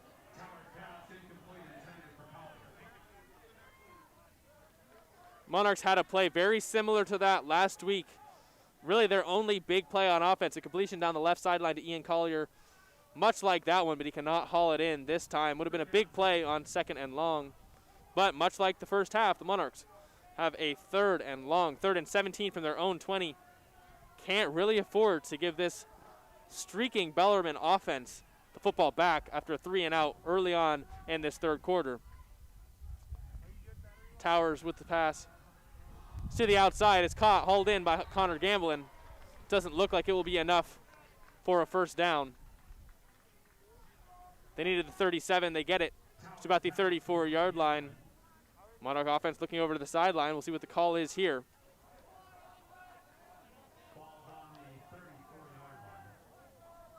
With the punt unit. Looks like the punt unit will be sent out for the Monarchs. They flirted with the idea of going for it there, but they make the smart decision. Send out the punt unit, Ian Collier, to punt Nico Domine deep to return the kick. You know, would have brought up a 4th and 3. Possibly they can convert it, keep the drive going, but they haven't been able to convert very much, and also, if they don't get it, Bellarmine gets the ball in their own territory. A high punt from Collier that's fielded by Domine, puts the move on Ben Kim, breaks another tackle, and he is out to the 29-yard line. Bellarmine up 17-0, and they'll be getting the ball. We'll get to see the offense led by Tommy Anderson come back onto the field to try and score in their second drive of the second half when we return here on AMHS Live.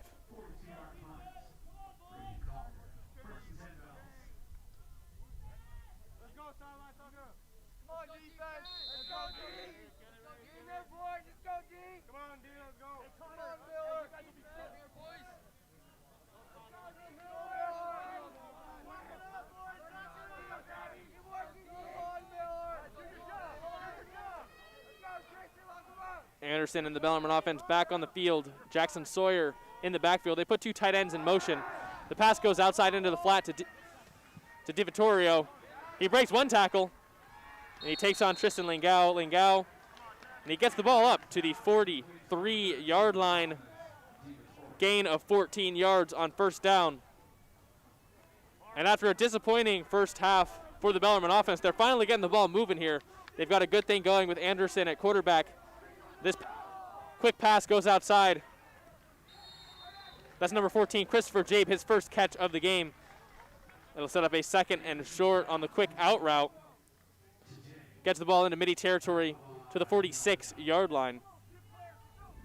This Monarch defense and this Monarch team in general is very young.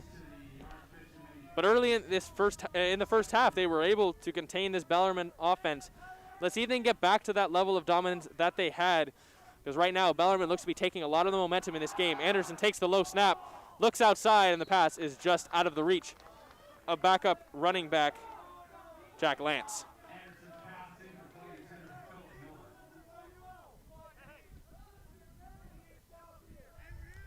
It'll set up a 3rd and 4 for the Bellarmine Bells in Monarch territory at the 46.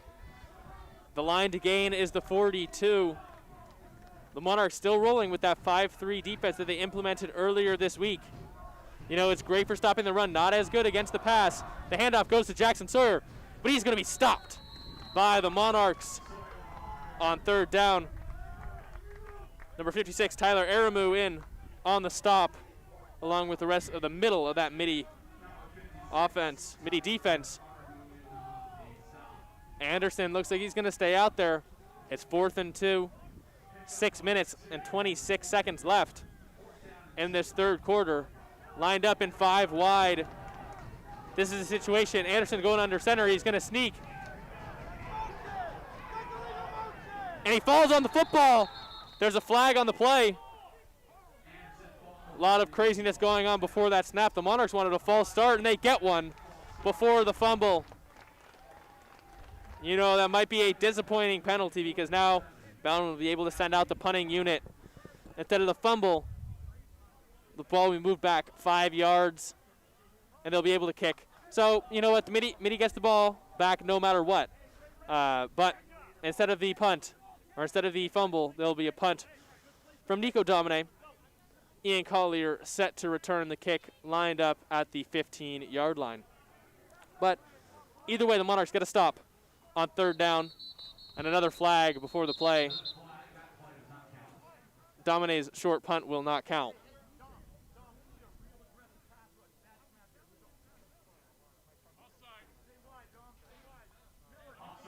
Bellarmine moves back another 5 yards after an offsides.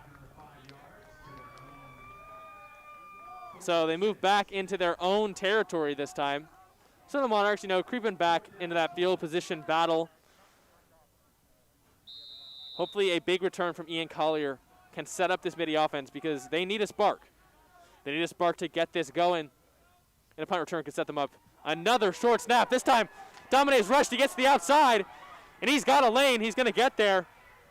Passes the 30, and he's down at the 20-yard line. What a play by Nico Domine. Another terrible snap. But just like a couple weeks ago when he found his way onto ESPN, he takes full advantage of any rushing opportunity he has at the punter position. Just too fast to stop there. What looked like a promising turn of events for the Monarchs instead turns into a 1st down for the Bells.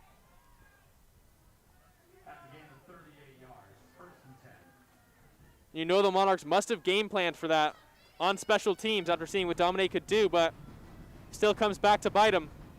Domine with the 1st down. Anderson, misdirection handoff, goes to Jackson Sawyer, but he's brought down by Zach Webb and Cooper Graham. Looks like he just got back to the line of scrimmage. A play like that can really deflate a team. We got to hope that the Monarchs can keep their heads in this one. Hopefully force the Bells to a punt or a field goal attempt. Can't let that deflate them too much. And in fact, Coach Sullivan is going to take a timeout.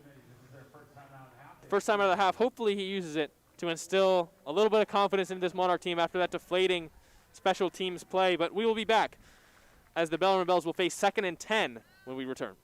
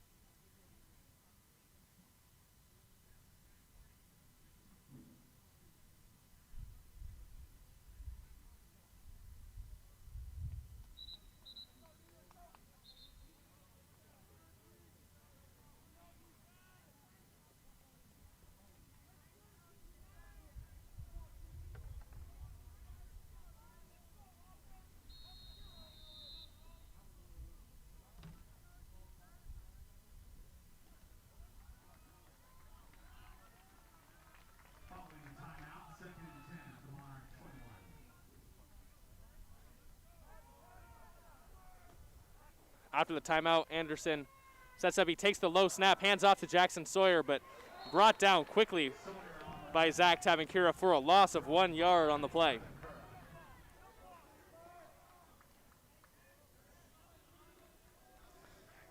It's been a very long drive for the Bells with a lot of turn of events.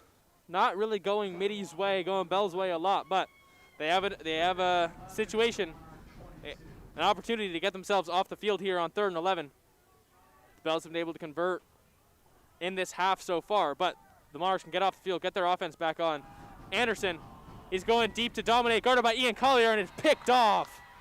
And they'll mark him down at the 1 yard line. So, you know, it works almost as a punt, but a good interception from Ian Collier. Man coverage on Nico Domine. They want to take away that receiving threat for the Bells. So they put Ian Collier on him. Anderson, pass goes up, but it's intercepted by Ian Collier. Unfortunately, he's down at the 1, but it's better than nothing. And the Monarchs still only down by 1 score. We'll get the ball back. Their offense coming back onto the field when we return.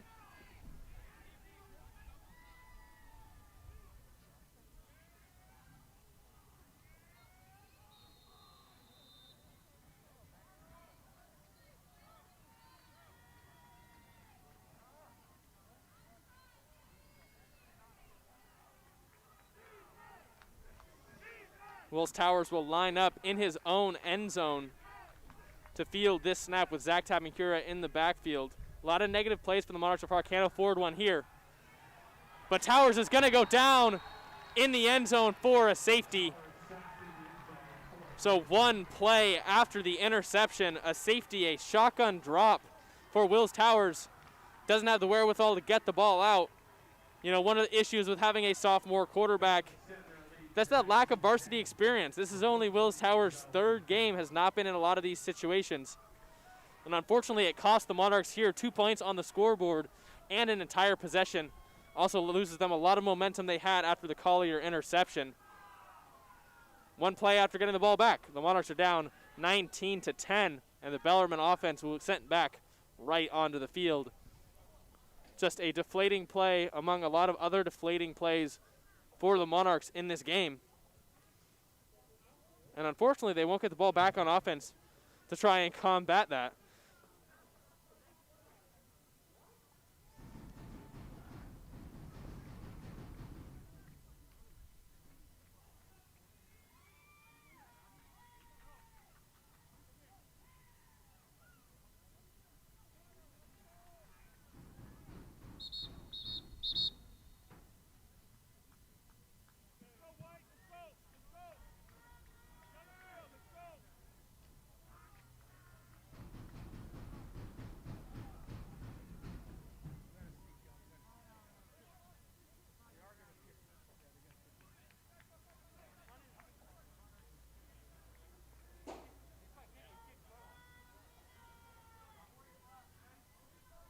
You know, safety's not a normal occurrence in football, not a normal occurrence in high school football.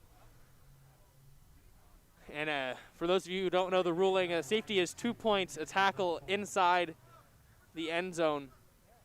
It's 2 points for the defense, and the team who was tackled inside the end zone has to kick back off. Or actually a free kick, a punt, not able to kick off the tee back to Bellarmine in this scenario for the Monarchs. So they go down 19-10, and they're going to have to kick back to the Bells. So the Bells get 2 points and the football. Disappointing turn of events for the Monarchs after the interception. Seems like there's a debate right now with the coaches and the referees about whether the Monarchs will be able to kick off the tee or whether they have to free kick like in college in the NFL. But either way, no matter which way it happens, the Bells will be getting the ball back, leading 19-10. Tommy Anderson will be sent back out with that Bellarmine offense to try and regroup after the interception, now with a 2-score lead.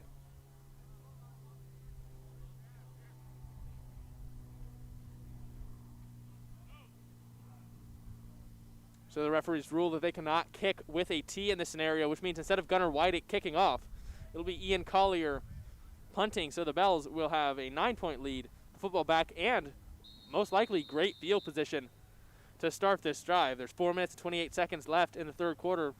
The Monarchs' time dwindling down in this game. A lot of confusion going on right now. not a whole lot of safeties in high school football. So instead of using the T, Ian Collier will hold the football on the ground, and Gunnar Weidick will kick off. Instead of a T, will be kicked out of the hands of Ian Collier.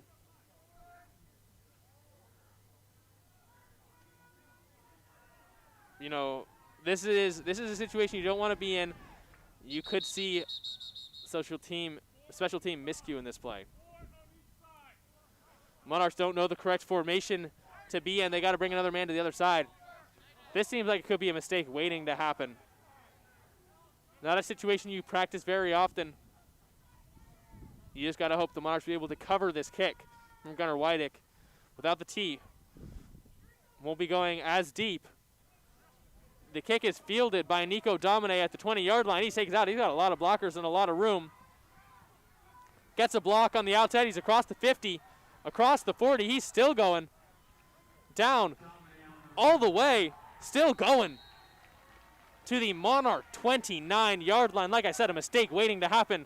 Not something you practice often, and the Mitty kick coverage is just not up to snuff in that area. And Domine brings it all the way out, carried by his teammates to the 29-yard line. Great play by the Bells. So they throw the interception from just about this. They throw the interception from about this area of the field. They get the safety, and now they're right back. So they got a 9-point lead, and they're almost back where they were. Seems like the interception worked out as almost a benefit to the Bells. They receive a sideline warning after the big return by Nico Domine. They're going to start this drive at the 25-yard line. Tommy Anderson coming back out there. I think we might have seen the last of Wade Smith today. It's unfortunate. Led a couple great drives for the Bells. It was able to be electric running the football, but Tommy Anderson has led a very good second half so far. He pitches there to Jackson Sawyer along the left side. He gets down to the 25-yard line. Don Bocabella in on the tackle with Zach Webb and the rest of the Mitty defense. So the Monarchs down by 9 with 4 minutes left in this third quarter. And Bellarmine seems to have all the momentum in this game. Everything is going wrong so far for the Monarchs in this half. Similarly to the way the St. Francis game went last week. It was unfortunate because a very strong first half for the Monarchs.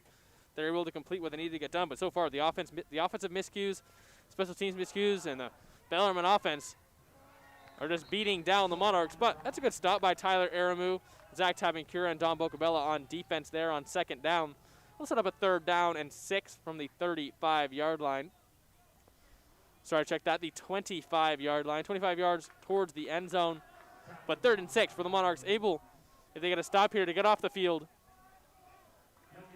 Looks like the Bells will line up in 5-wide formation with Tommy Anderson at quarterback. Anderson takes the low snap. He's got a bubble to the left side. Pressure early, and he's brought down by Jacob Miller. Miller time for the second time in this game. Puts his friend on the ground. Big sack on 3rd down.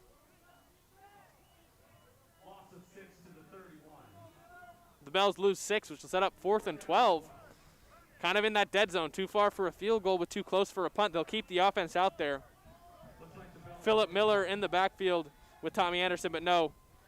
Before they snap, they elect to bring out the punting team. Last time they elected to punt, a low snap, and Nico Domine gashed the Monarchs down the left side of the field.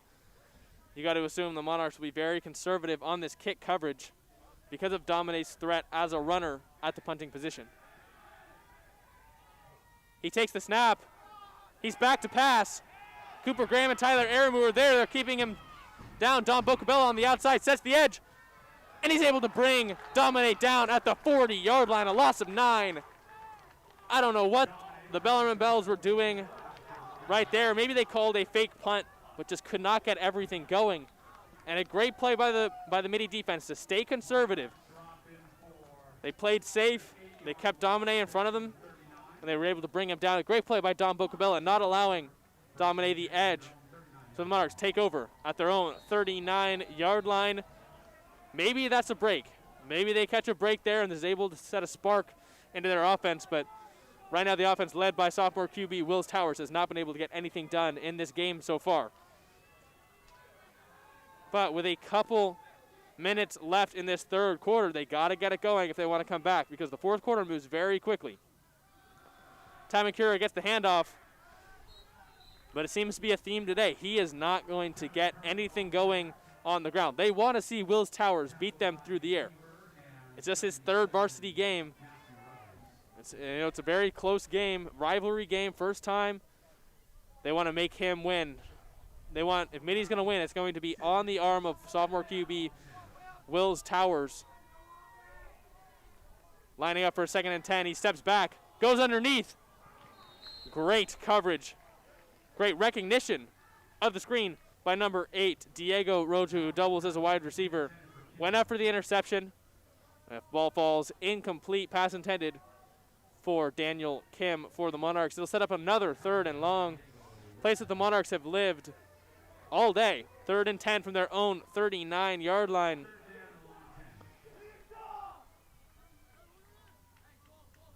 Towers looking over the sideline to get the 3rd and 10 play. The Bells have normally brought pressure in these scenarios and taken down Towers. We'll see if he can ID the pressure here. Get the ball out early. The handoff actually goes to Tamakura on 3rd down, his first lane of the game. He's got a lane to the outside. Puts his shoulder down, and he is out of bounds inside the Bellarmine 30-yard line. A great 3rd down run, but there's a yellow on the field. Not a great sign. It looks like this play is going to be called back. So the Monarchs thought they had a first down, thought they had their first big run of the day, but penalty on the Monarchs. Holding will set them back 10 yards, a 3rd and 20. Monarchs cannot catch a break.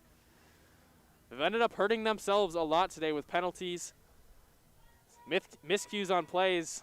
They're one of their biggest enemies in this game. Zach Webb checks into the game for the tired Zach Tabankura. But another 3rd and long for the Monarchs. A great run call there. Bells weren't expecting a pass from Wills Towers. They sell out to stop the pass, and a good run. But this time, Towers on 3rd and 18 takes a snap. Handoff goes to Zach Webb. He's trucking forward, and he gets out to the 40-yard line. But because of the penalty, not enough for a first down. The Monarchs look like they'll send out the punting unit again. Wills Towers is actually staying out there, looking to the sideline. The Monarchs might decide to go for it here. They're on their own 40. It's 4th and 9. And as this third quarter winds down, the offense is going to stay out there. Zach Webb in at tailback. Towers takes the snap, looks over the middle, pass is caught for a first down by Connor Gamble in number 7. The Monarchs move the ball past the chains, and the chains will move. Great catch at the line to gain by Connor Gamble, and we will step away as a Bellarmine player sits down injured.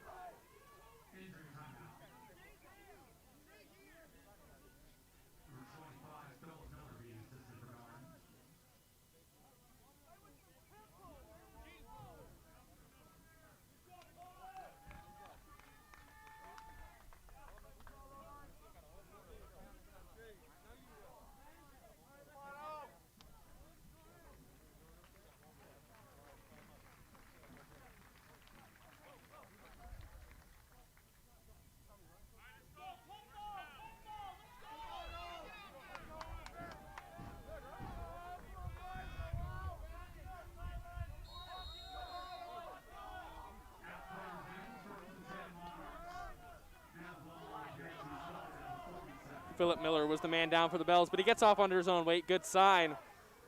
Towers playing with tempo, takes the snap. Pressure by Matlack. The ball is knocked down to the ground. It's going to be an incompletion. Great pressure on the play by Matlack. And big boy Russell McKeever on the defensive line almost got an interception. That would have been a sight to see. He had green grass in front of him. Could have had a defensive lineman touchdown in this game, but the pass ball is incomplete. Towers had some men open there. Just couldn't get the ball out of his hands. Right now the sideline is preaching and calling for tempo, and they're trying to be loud. Monarchs need a spark to get back in this game. 6 seconds left in this third quarter. They are down by 9. 2nd and 10 at the bottom of their screen. They got one-on-one coverage with Collier. The handoff goes to Zach Webb, puts a stiff arm into McKeever. puts his head down, but he cannot get back to the line of scrimmage. And as the third quarter comes to an end, the Monarchs lose 2 on second down. When we come back, we'll have the fourth quarter. One more quarter for the Mitty seniors, one more quarter for the Mitty football team. In this shortened season, they are trailing 19-10. And when we come back, they'll have 3rd and 11 from the 48-yard line.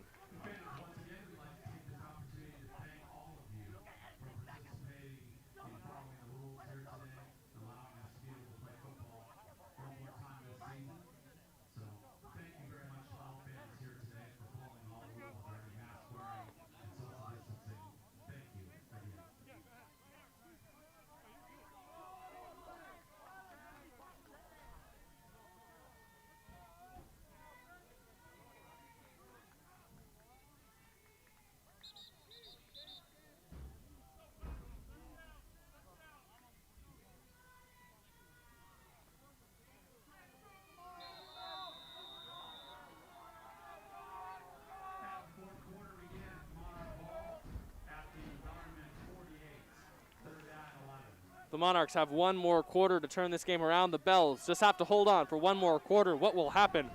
We will find out in the next 12 minutes of play. Wills Towers finds Ian Collier over the middle of the field, and that is enough for a Monarch first down. They convert on 3rd and 11, and the chains are moving. The Monarchs want to play with tempo. Get the ball moving through the run, through the pass. Good play there on 3rd down. Towers finding Collier on the slant over the middle. After a gain of 11, Towers lines up in the shotgun. The handoff goes to Tabankura. He is going to be stopped right after getting the ball. I'll give credit where credit is due. The Bellarmine Bells defense has been playing great at the line of scrimmage. Russell McKeever and Will Matlack are absolutely stifling the Mitty run. They have not been able to get anything going. So good credit goes to the Bellarmine defense for stopping the run. They're going to make Wills Towers beat him, and he has 11 minutes left to bring the Monarchs back in this game. It is 2nd and 9. He takes the snap, keeps it himself up the middle, and gets to what looks like the 34-yard line after a second effort. It'll bring up 3rd and about 7 yards at the 36-yard line, or they'll rule it the 34-yard line. For the Monarchs, Wills Towers will need a conversion here to keep the drive alive. Look for the Bells to bring pressure. They rush, they blitz. Towers gets the ball to Tabankura, but he goes nowhere. They maybe will give him a yard or two, but expect the Monarch offense to stay out there for a 4th down attempt. The ball is spotted on the Monarchs' 32-yard line. It'll bring up a 4th and 5. See what the Monarchs can dial up here. They have Collier on the outside as well as Gamblin at the bottom of your screen. And Danny Scudero and Ben Kim are stacked off right tackle, but we're going to get a flag on the play. And offsides on the Bellarmine Bells will give the Monarchs a free first down.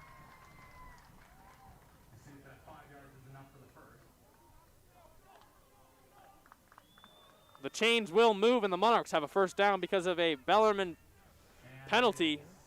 So it'll be 1st and 10 Monarchs from the 27. Wills Towers coming to the sideline to chat with Danny Sullivan at what the pass is. And now he brings it to his teammates. You know, I'll give it to Towers. He has stayed in this game.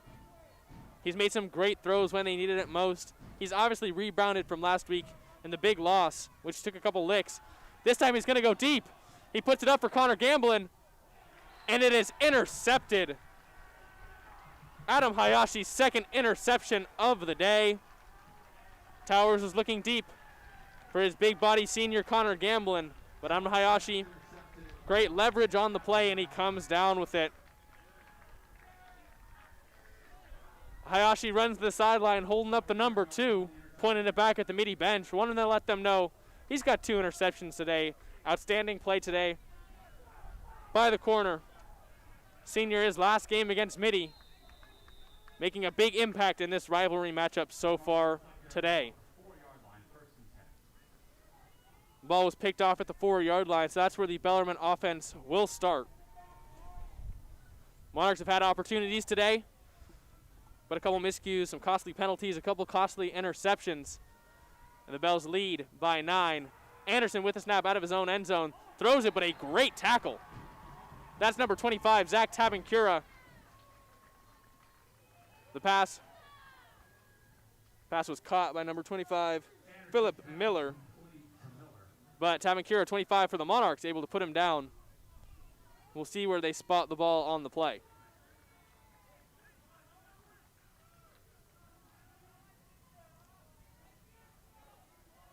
Looks like it's spotted right at about the 3-yard line.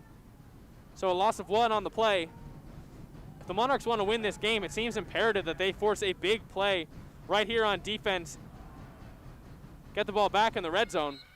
The run goes to Jackson Sawyer. Looks like he gets just past the 5-yard line to about the 6. It'll set up a 3rd and long. The Monarchs need to get off the field here. 8 minutes and 35 seconds left in this 4th quarter. Monarchs desperately need a stop. Big play would really help them turn the tides in this game. Ian Collier coming into the game had the interception earlier. He's going to be in one-on-one coverage against Diego Rocha. Monarchs still in that 5-3 defense. Austin Barbeau, Zach Webb, Zach Tabancura at linebacker. Anderson on the scramble. He's going to go deep, and it's up for Nico Domine, and he is gone off to the races. To the 30, the 20, the 10. Touchdown, Nico Domine. Touchdown, Bellarmine Bells. They go ahead by even more in this game. A great improvised play by Tommy Anderson. His 2nd touchdown pass to Domine of the day. Was scrambling, looked like he was going to run, kept his eyes downfield, saw Domine, had a little bit of leverage on Tristan Langau, put the ball up for his star receiver. Domine goes up, makes the catch, and takes it for the touchdown. What a play. A 90-plus yard touchdown for the Bellarmine Bells. And Domine, after her long touchdown, he might be a little winded, but he's got to take this extra point attempt to put the Bells up 26-10 in this football game. Most likely putting it out of reach for the Monarchs. The kick is good. The Monarchs are down 16 after the touchdown from Domine. To Domine from Tommy Anderson. Kept his eyes downfield. What a play. The Bells lead by 16 here on AMHS Live.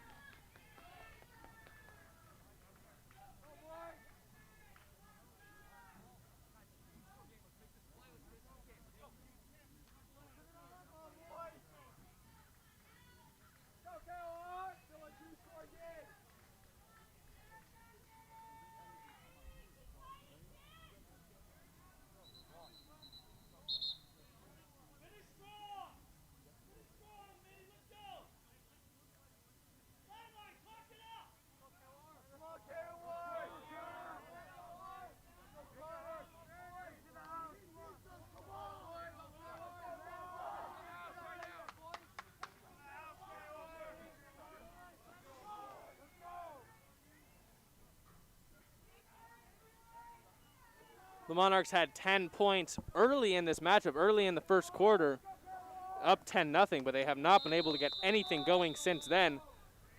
And the Bells have scored 26 unanswered points. They lead 26-10. Nico Domine's kickoff is short. It'll be fielded by Danny Scudero at the 10-yard line. It's dropped. He picks it back up. A couple Bells on him, but he's got a lane to the outside. Can he get a block? No, he is brought down at the 32-yard line. So bounces back after the dropped kick and returns it to the 32-yard line. But after an interception by Wills Towers on the last drive, the Monarchs still down by 2 scores, so it's still possible, but they have to get back. 7 minutes and 49 seconds left. Danny Sullivan, Will Towers, and this offense need to get something going if the Monarchs want to win this matchup.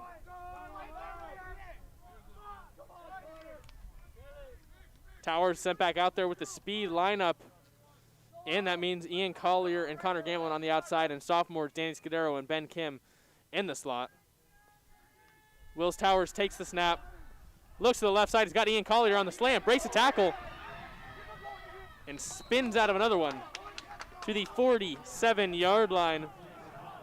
Completion for a first down. The Monarchs move the chains, but with 7 minutes and 41 seconds left, the Monarchs have to keep up the tempo if they want to get back in this ballgame. It'll take 2 touchdowns and 2 two-point conversions to do it, but there's still a chance. Wills Towers will just have to move the ball. He takes another snap. He's rushing to left on the pitch option, keeps it inside, keeps it himself, but gets stifled. Gets back to the line of scrimmage. We've seen that more often today.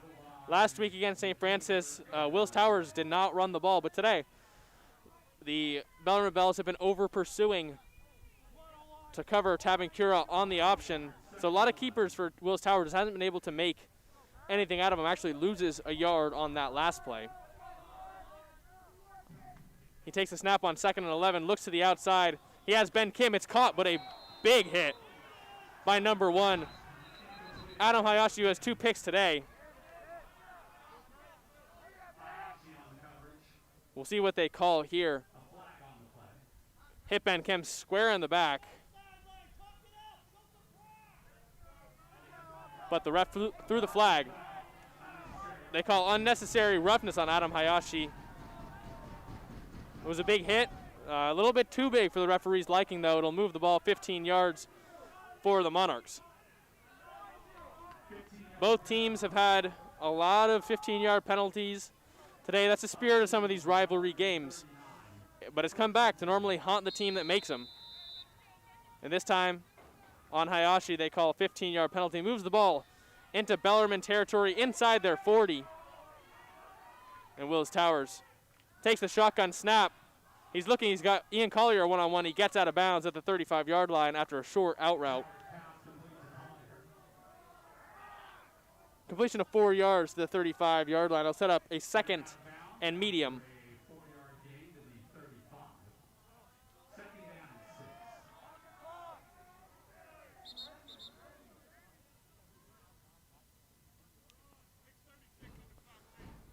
Refs wanted the clock to be stopped. They'll set it back to 6 minutes and 36 seconds. The amount of time the Monarchs will have to come back down 16 points. They've got 2nd and 6 from the 35. I know Hayashi's had a great game, but Connor Gamblin down here has a size advantage at the bottom of your screen. That looks like where Towers is going to look. And Gamblin goes up and makes the catch. Folks, that's why you tune in to AMHS Live. That's why you tune in here. You look at the bottom of your screen. Connor Gamblin had the height advantage on Adam Hayashi. Hayashi has 2 picks, but Wills Towers goes to his big body receiver and makes the completion. Last week, notice that St. Francis didn't press Ian Collier all that often. They throw 1 press coverage on him, and they bombed him deep. This time, after the big completion, the handoff goes to Zach Tamakura, trying to get the edge.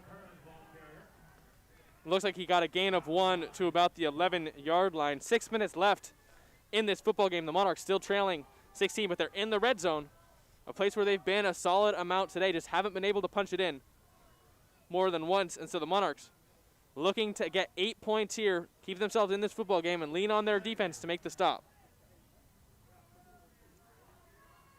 On 2nd and 9, Towers, play action over the middle, caught by Ian Collier for the touchdown. The Monarchs get into the end zone after a couple penalties and a couple great plays. Started with the return from Danny Scudero, a couple catches from Ian Collier, the big play by Connor Gamblin, and caps it off with a touchdown pass. Towers to Collier for 6. 5 minutes and 39 seconds left in this football game. The Monarchs will be going for 2 to try and make it an 8.1 score game.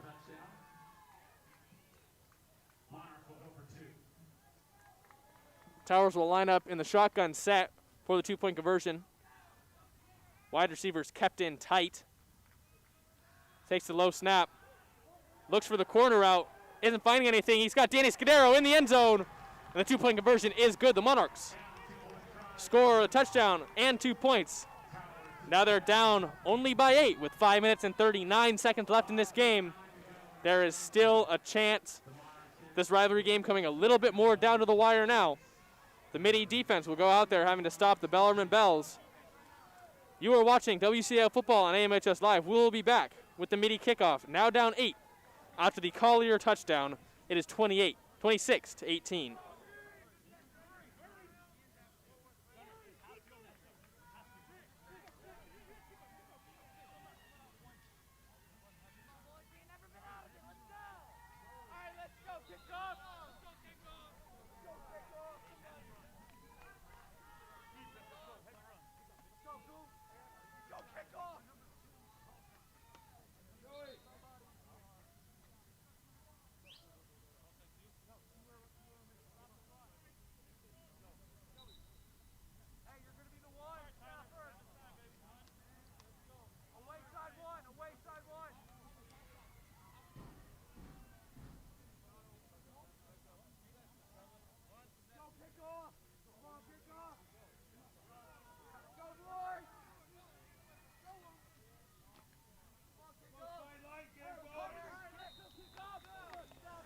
Early in this second half, the Bells looked like they had taken complete control of this game.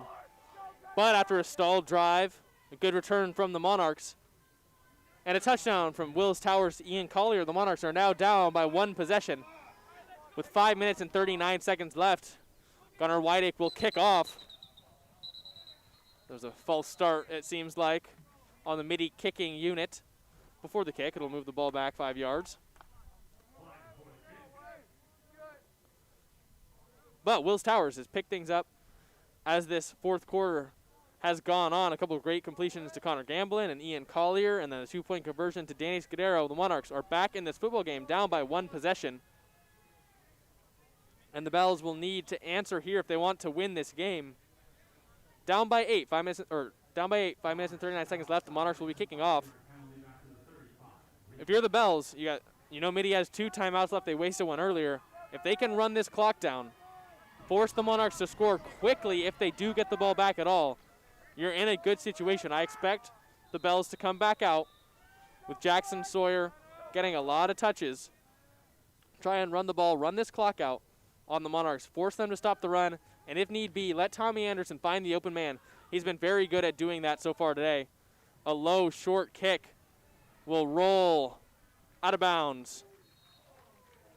It was close to bouncing down near the pylon, but it rolls out of bounds. The Bellarmine Bells will start at the 35-yard line in this very important drive. For the Mitty seniors, one of a few drives left in their 4-year Mitty careers. As I've mentioned before, this is Mitty's last game of the season. So Bellarmine will start at the 35-yard line. Anderson, after being benched for Wade Smith earlier in the game, has come back out and led a great second half so far for the Bells. And he'll need to continue to do so if they want to win this football game and hold on to their 8-point lead.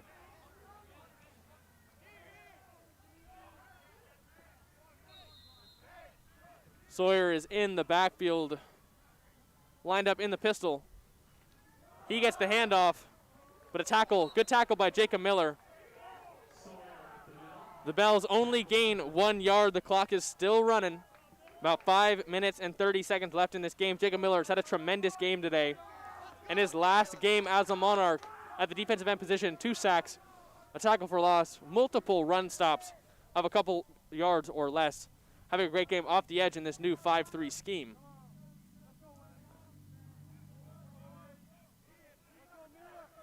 Bellarmine is lined up in a tight set. Still in the pistol with Jackson Sawyer lined up behind Tommy Anderson. He takes a snap. Pistol handoff goes outside to Sawyer. He's got the edge. And he is brought down, tripped up at about the 47-yard line. It'll set up a 3rd down and 3. The Monarchs, if they get a stop here, will have an ample amount of time to drive down the field. They actually get a generous spot. Spotted at the 47-yard line instead of the 48. So Bellarmine lined up 5 wide. Look for Griffin Waste in the slot. Guarded one-on-one by Connor Gamblin. Sawyer goes in motion.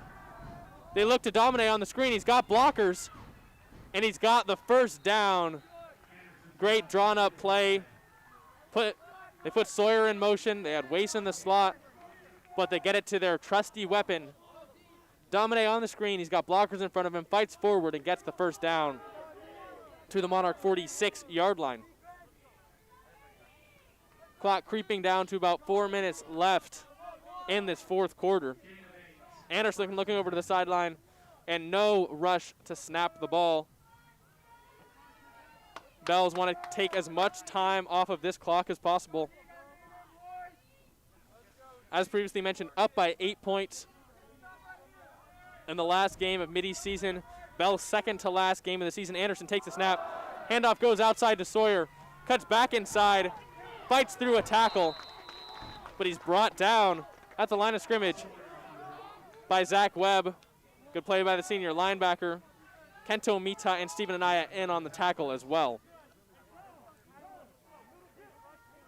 Bellarmine gets a spot to the 44-yard line. They give him 2 yards on first down. Sets up 2nd and 8. The energy in Robert A. Boffin Stadium picking up a little bit. High stakes game. 3 minutes left. The Bells are taking a lot of time off the clock. If Mitty gets the stop, they will not have a lot of time left on offense to drive down the field. They need 8. Anderson scrambles. He slides down after a loss of a couple, and a quick timeout for the Monarchs. Clock will be stopped with 2 minutes and 54 seconds left in the game. Looked like they were trying to run the pitch option there, but a little bit of a miscommunication between Anderson and Sawyer, and he just falls on it. Knows he cannot fumble in this situation or get hurt, so he goes down. Set up a 3rd and 9 after the timeout. So the Monarchs, they've got a chance to stop the Bells here. The Bells have had a lot of success when going to Nico Domine. I would assume when they come back out here on 3rd and 9, they're going to try and get the ball back in their playmakers' hands. Whether that's through a screen, a quick slant, they might come out in 5 wide. Throw the slant play they threw twice for a touchdown. I just say they get the ball into Domine's hand and see what he can do with it, even if it's behind the line of scrimmage. Get him some blockers, let him weave through traffic. All they need to do is pick up 9 yards. But they also want to run the clock, so I think an easy completion to Domine. Make sure you get it complete. Make sure you can run that clock. I think that's what you need to expect from the Bells here on 3rd and 9. Domine's the receiver at the top of your screen. Anderson lines up, takes a snap. They actually hand it to Sawyer. He's got the outside, but he is stopped before the first down marker. The Monarchs are going to take their last timeout. Bellarmine does not convert on 3rd down. They will send out the punting unit most likely. So the Mitty defense gets off the field. There is 2 minutes and 47 seconds left in this football game, and it looks like the Mitty defense is set up. Mitty offense is set up to get the ball back in their hands after the punt from Bellarmine, and they need to drive down the field. They need 8 points. It's a touchdown and a 2-point conversion. It is doable, but it will take the entire Mitty offense to click. They've had 1 long drive so far in this game, so far in the last couple of weeks. They will need another one here. They need to come up clutch. It'll all be on the throwing shoulder of Wills Towers when we come back. Bellarmine will send out the punting unit. Or actually, we're not going to get a punt. Bellarmine is keeping the offense out on the field. This is for the game. This is for the season. Anderson lined up with a bunch to his right. Fakes the handoff to Sawyer. Looks to Griffin Wace, and it is incomplete. Coverage on the play by Stephen Anaya and Ian Collier. They look for the 6'6" tight end, and the pass is sailed just a little bit too high. The Monarchs will take over with the ball on the 39-yard line. 61 yards to go for a touchdown and a 2-point conversion. Can they do it? We will see. The offense coming back out onto the field. 26-18, 2 minutes and 43 seconds left in the ball game. This is what we signed up for. This is what you want when you're watching high school football on AMHS Live.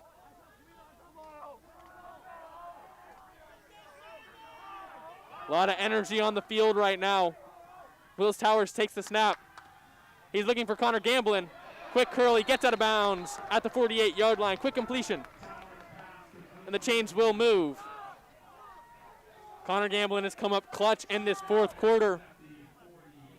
Stops the clock there, an 8-second play. Moves the ball to the Mitty 48-yard line. They're not going to move the chains. Looks like it'll be called second and 2. Referee timeout to fix the chains.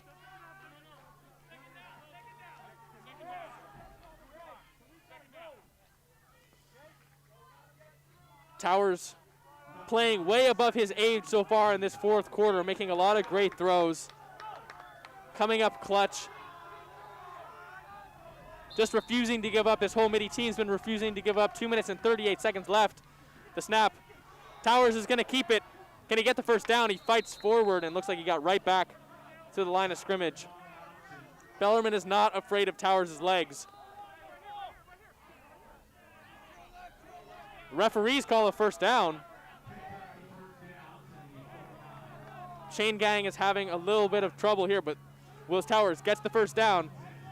We got 2 minutes and 29 seconds and counting left in this game. The clock is winding down. Towers takes the snap, looks over the middle. A great catch by Gamblin to the Mitty 40-yard line.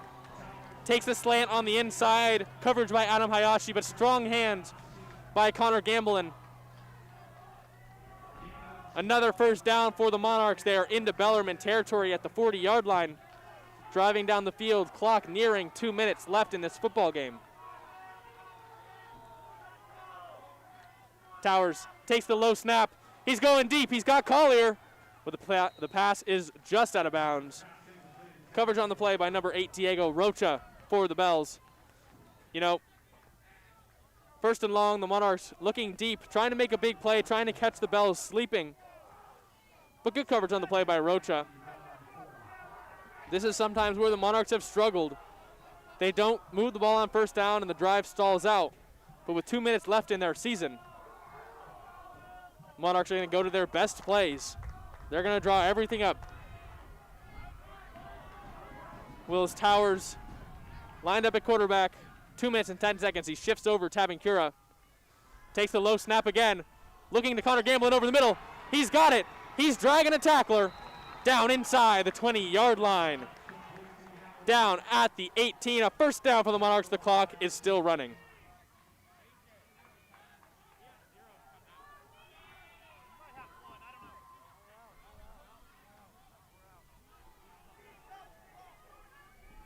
The Monarchs don't have any timeouts left. 1 minute and 45 seconds left in this game. They are at the Bells' 18-yard line. First and 10 inside the red zone. Pressure on the play. The pass to the outside falls incomplete. Intended for Ian Collier. We'll get a 2nd and 10 inside the red zone.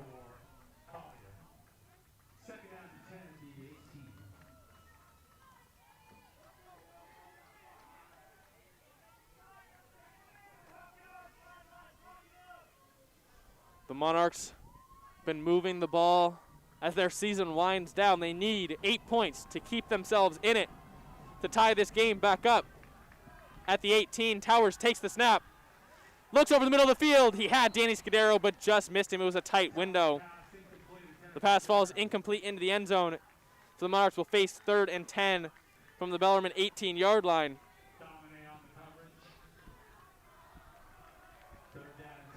Look for the Monarchs to try and gain just a chunk of this 10 yards. They don't need to gain all 10 yards here on 3rd down. If they gain a chunk, it's 4th and manageable. They can try and draw the Bells off sides, get some more yards. They just don't want to face a 4th and long in this shortened field. I would not be surprised to see a run to Tabancura here. Instead, they pass. The pass underneath to Tabancura falls incomplete. Pressure on the play by the Bells. So this is what it'll come down to. Minute and 28 seconds left in this game. The Monarchs, no timeouts. Need this drive, need a completion. Here on 4th and 10 and a conversion at the 18-yard line. The line to gain is the 8-yard line. Wills Towers, maybe his last snap of the season if the Monarchs cannot convert. This could be the last snap of the game for the Monarchs on offense. Last snap for some of these seniors. Towers takes the snap. He's looking looks over the middle. And he's got a touchdown to Danny Scudero. What a play by the sophomore over the middle of the field. Towers stands in the face of pressure, looks left, looked over the middle, and found Scudero for the touchdown. And the Monarchs are down by 2. This drive is not over, folks. Towers will come out of the game for the 2-point conversion. We'll have 2 senior running backs in, Zach Tabancura and Zach Webb. The Monarchs down by 2, 1 minute and 22 seconds left. They need this 2-point conversion to keep the game alive, keep the season alive, and for some, keep their Mitty careers alive. Tabancura takes a snap.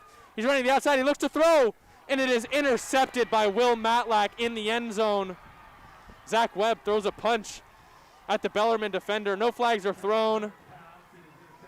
And unfortunately, the comeback will stop there. The Monarchs look to that 2-point conversion play earlier in the game.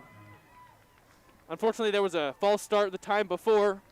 They come back with it here. Zach Tabancura lined up the throw, but the Bells were all over it. This game isn't over, though. There's still an onside kick attempt.